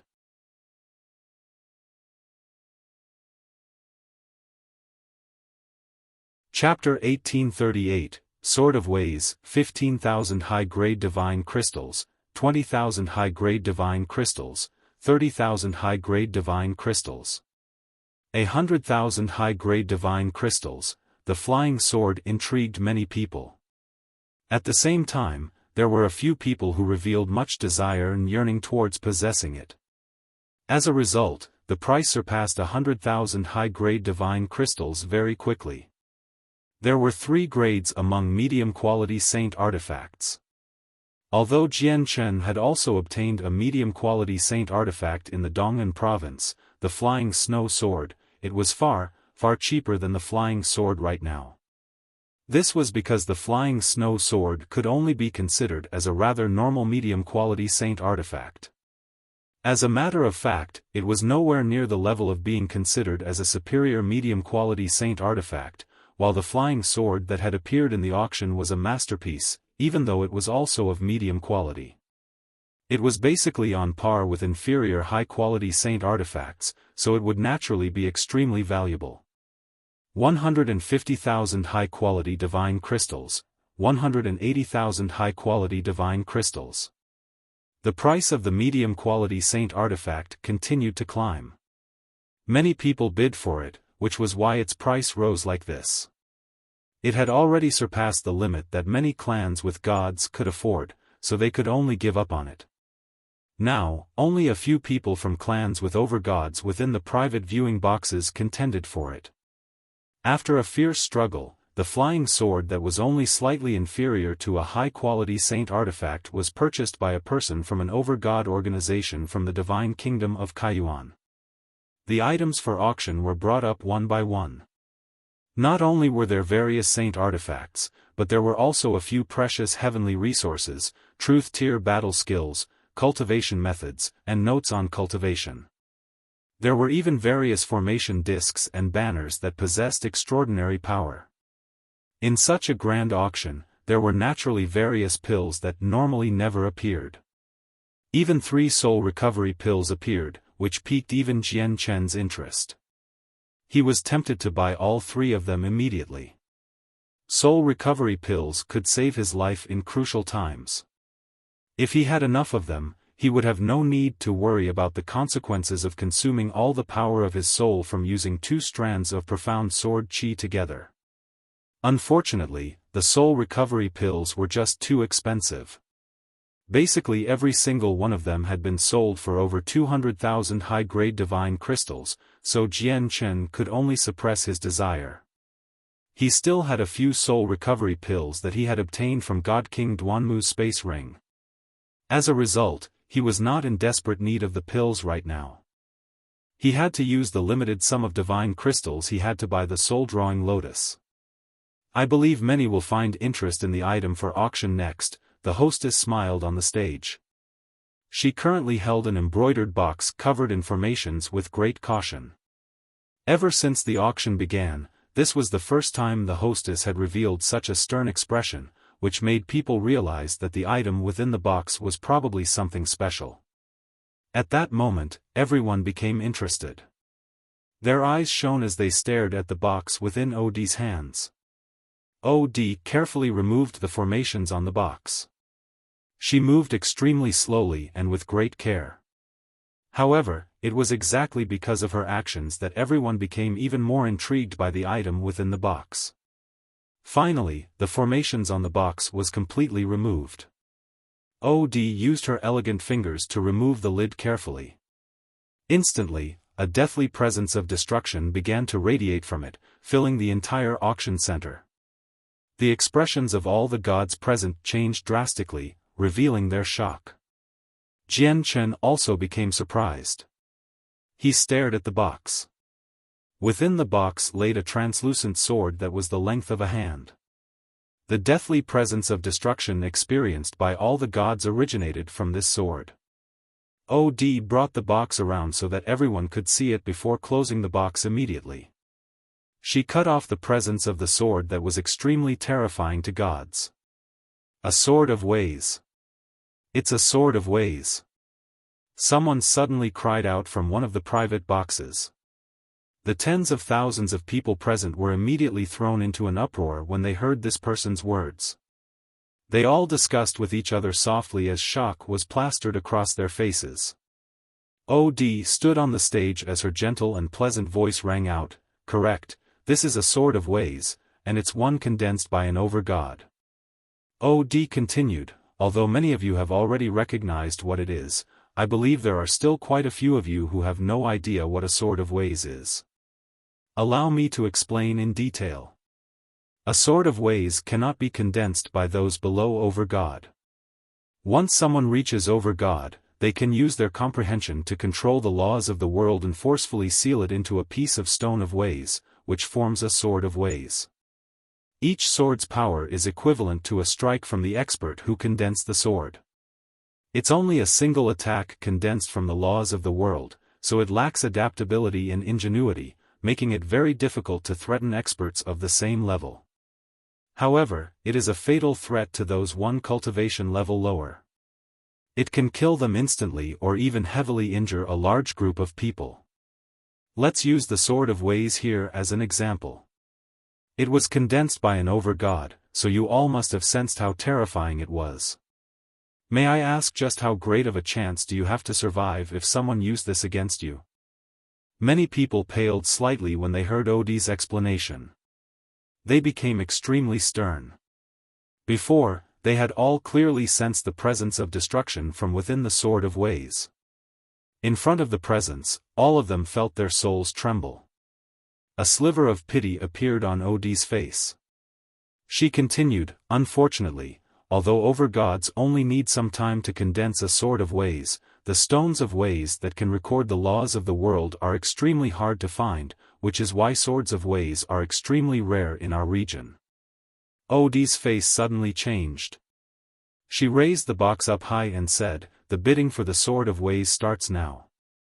If you need a clan treasure, if you need a trump card to save your life, if you have an enemy who is also a god, you cannot miss the opportunity to purchase this item. The starting price is 500,000 high-grade divine crystals."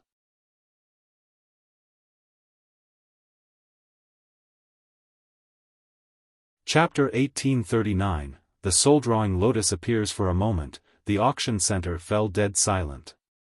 After the hostess announced the starting price, no one added to it. Everyone stared at the embroidered box in Od's hands. There were no exceptions, not even people from over-god organizations. The light in their eyes flickered as they secretly pondered to themselves. Od stood on the stage quietly. She was not surprised by this at all. Instead, she smiled confidently. This was the calm before the storm. The appearance of the sword of ways would definitely lead the auction to a new high.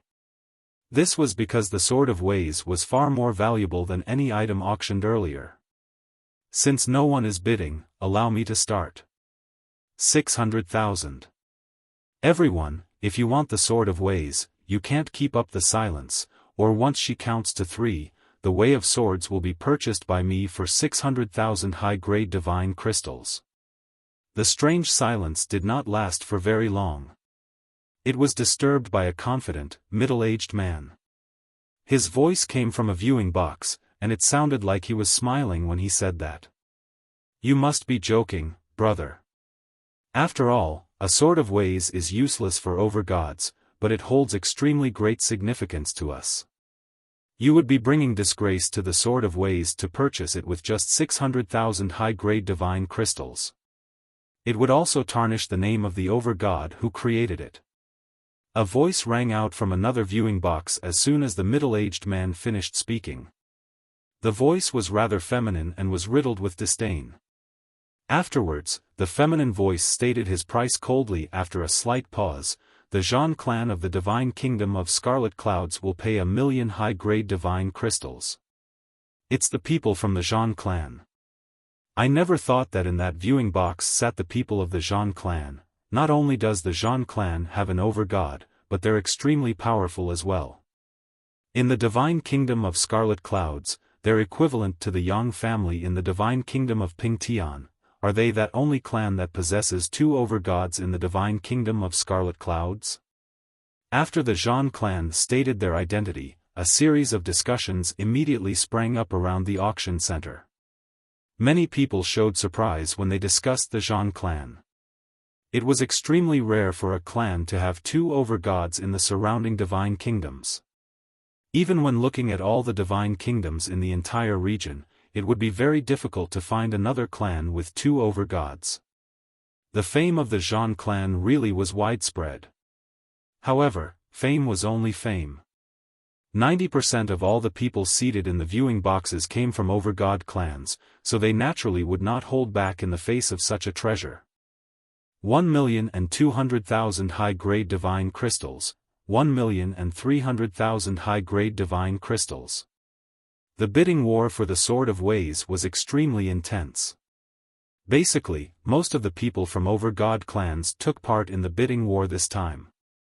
After all, the Sword of Ways possessed the power to kill a god instantly, and even late gods would not be able to avoid such a fate. Clans with over-gods would naturally value a treasure like that. The price rapidly soared, surpassing 2,000,000 high-grade divine crystals very soon. A few over-god clans gave up on the bidding war, but there were still many who did not back off, and they constantly added to the price. As a matter of fact, there were even people who began to name their clans in hopes that the prestige of their clan could deter the other competitors. Unfortunately, the clans did not really fear each other, as they came from different divine kingdoms. In the end, the Sword of Ways was purchased by an over-god organization from the Divine Kingdom of 9 Stars for 4,000,000 high-grade divine crystals. Even Jian Chen was amazed by the price. He had learnt quite a lot about Swords of Ways from Commander Xian Do. Creating one was nothing difficult for an over-god. All they needed was some time. The true obstacle was finding a Stone of Ways that could carry the laws of the world. If he possessed a Stone of Ways, would he not be able to make millions of high-quality divine crystals in such an easy fashion? Afterwards, a few more items were sold. Every single one of them was extraordinary. Even to the over-god clans, these were exceptional treasures. Their final prices were shockingly high, reaching into hundreds of thousand high-grade divine crystals at the very least. After all, the Imperial United Merchants Association had scoured the lands for a century to collect all of these things. Anything they took out would definitely be valuable. Everyone, the item next is extremely valuable. However, due to its special characteristics, it cannot be revealed to the outside world for long periods of time and must be stored away carefully to preserve its greatest efficacy. Everyone, please look closely. OD held an ancient wooden box that was a foot in length and width. The box was sealed tightly, and as she spoke, she gradually opened it. Immediately, a wondrous fragrance was emitted. The fragrance caused everyone's souls to shake. At that moment, everyone felt their souls tremble uncontrollably. A feeling of either comfort or intoxication pervaded the depths of their heads. Jian Chen's eyes snapped open at this moment. A strange light filled his eyes as he stared at the wooden box. Inside the wooden box laid a lotus. It was only the size of a fist, and it was black like ink. Its 9 petals laid open and trembled gently. Every single petal possessed a strange pattern, which seemed to interweave with the laws of the world. They seemed to possess a mysterious power. In just a split second, OD closed the lid of the box again and reactivated the formation on it, completely covering up the soul-drawing lotus presence again.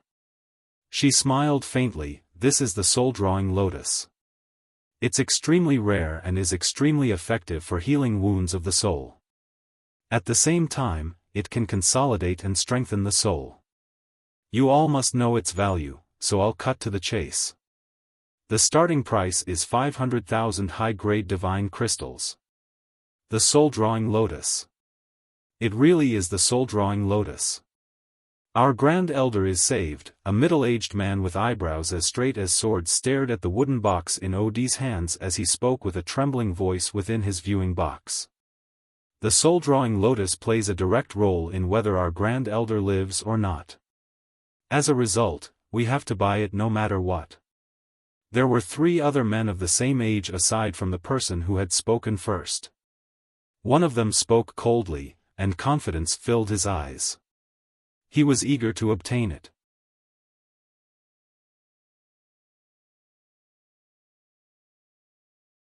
Chapter 1840, The Thunder Family. It's a pity that the Grand Elder is still a late god.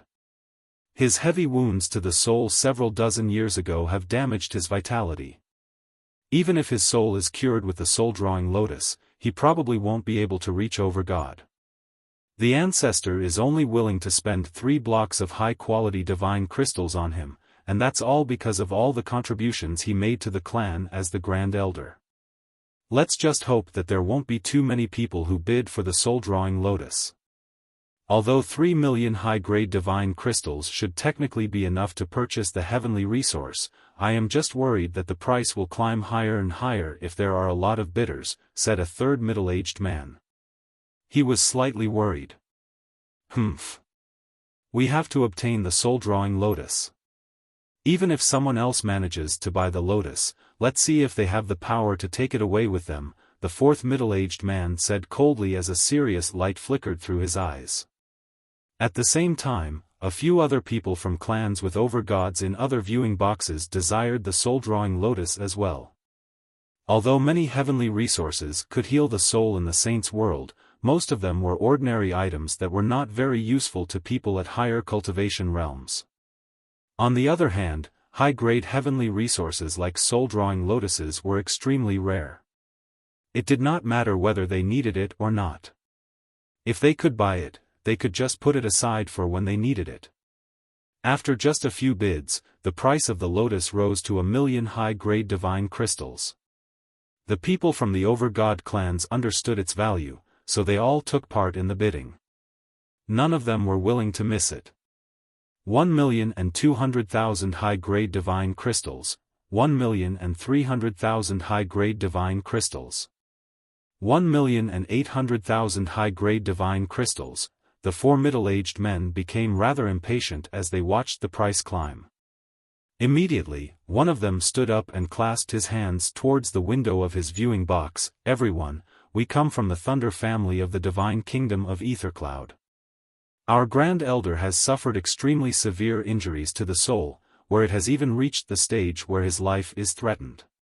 We are in desperate need of the soul-drawing lotus. Moreover, the ancestor has given us, the Lightning Brothers, orders when we came here today.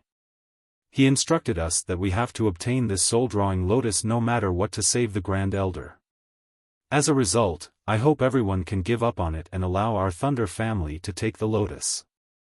Our Thunder family will feel deep gratitude if that happens. We are going to bid 2,500,000 high-grade divine crystals. I do believe that this is a worthy price for the lotus. The Thunder family of the divine kingdom of Ethercloud is an extremely impressive clan. It's said that a god king appeared for them 100,000 years ago, but he vanished mysteriously afterwards. I never thought that the Lightning Brothers would personally come. They're the 4 heavenly kings of the Thunder family, and they all possess extremely great strength. It's said that they've grasped a combination attack, where they can even overcome the huge disparity and fend off overgods when they work together. It's extremely powerful. The competition for the soul-drawing lotus came to a temporary halt after the Lightning Brothers spoke out. The price remained at 2,500,000 high-grade divine crystals. No one bid for quite some time. Most of the people gathered here came from different divine kingdoms. With the obstruction of a border, the divine kingdoms did not fear each other as much, given that the clans possessed similar strength. However, the Thunder family of the divine kingdom of Ethercloud was an exception. They were extremely powerful and great deviants. Even with the existence of borders, most people did not dare to offend the Thunder family. Even one of the most powerful clans in the divine kingdom of Pingtian, the Yang family, feared the Thunder family very much. The Thunder family of the divine kingdom of Ethercloud? Jian Chen murmured to himself quietly. He could not help but think of the information he had learnt during his conversation with Xian Dou about the Thunder family. Even Xian Dou feared the Thunder family slightly because there was a rumor that they had gained a God King 100,000 years ago. The rumor was basically confirmed, but for some reason, the God King vanished mysteriously. There had been no news of him since.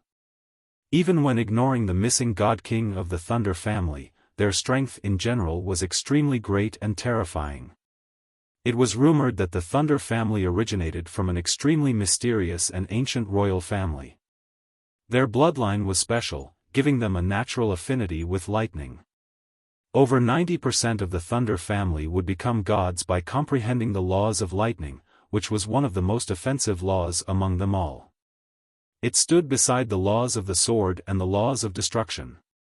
Moreover, the people from the Thunder family were much more skilled with the laws of lightning than others.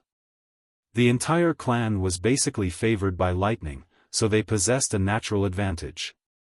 Aside from that, there was another important reason: they were also a clan with two overgods.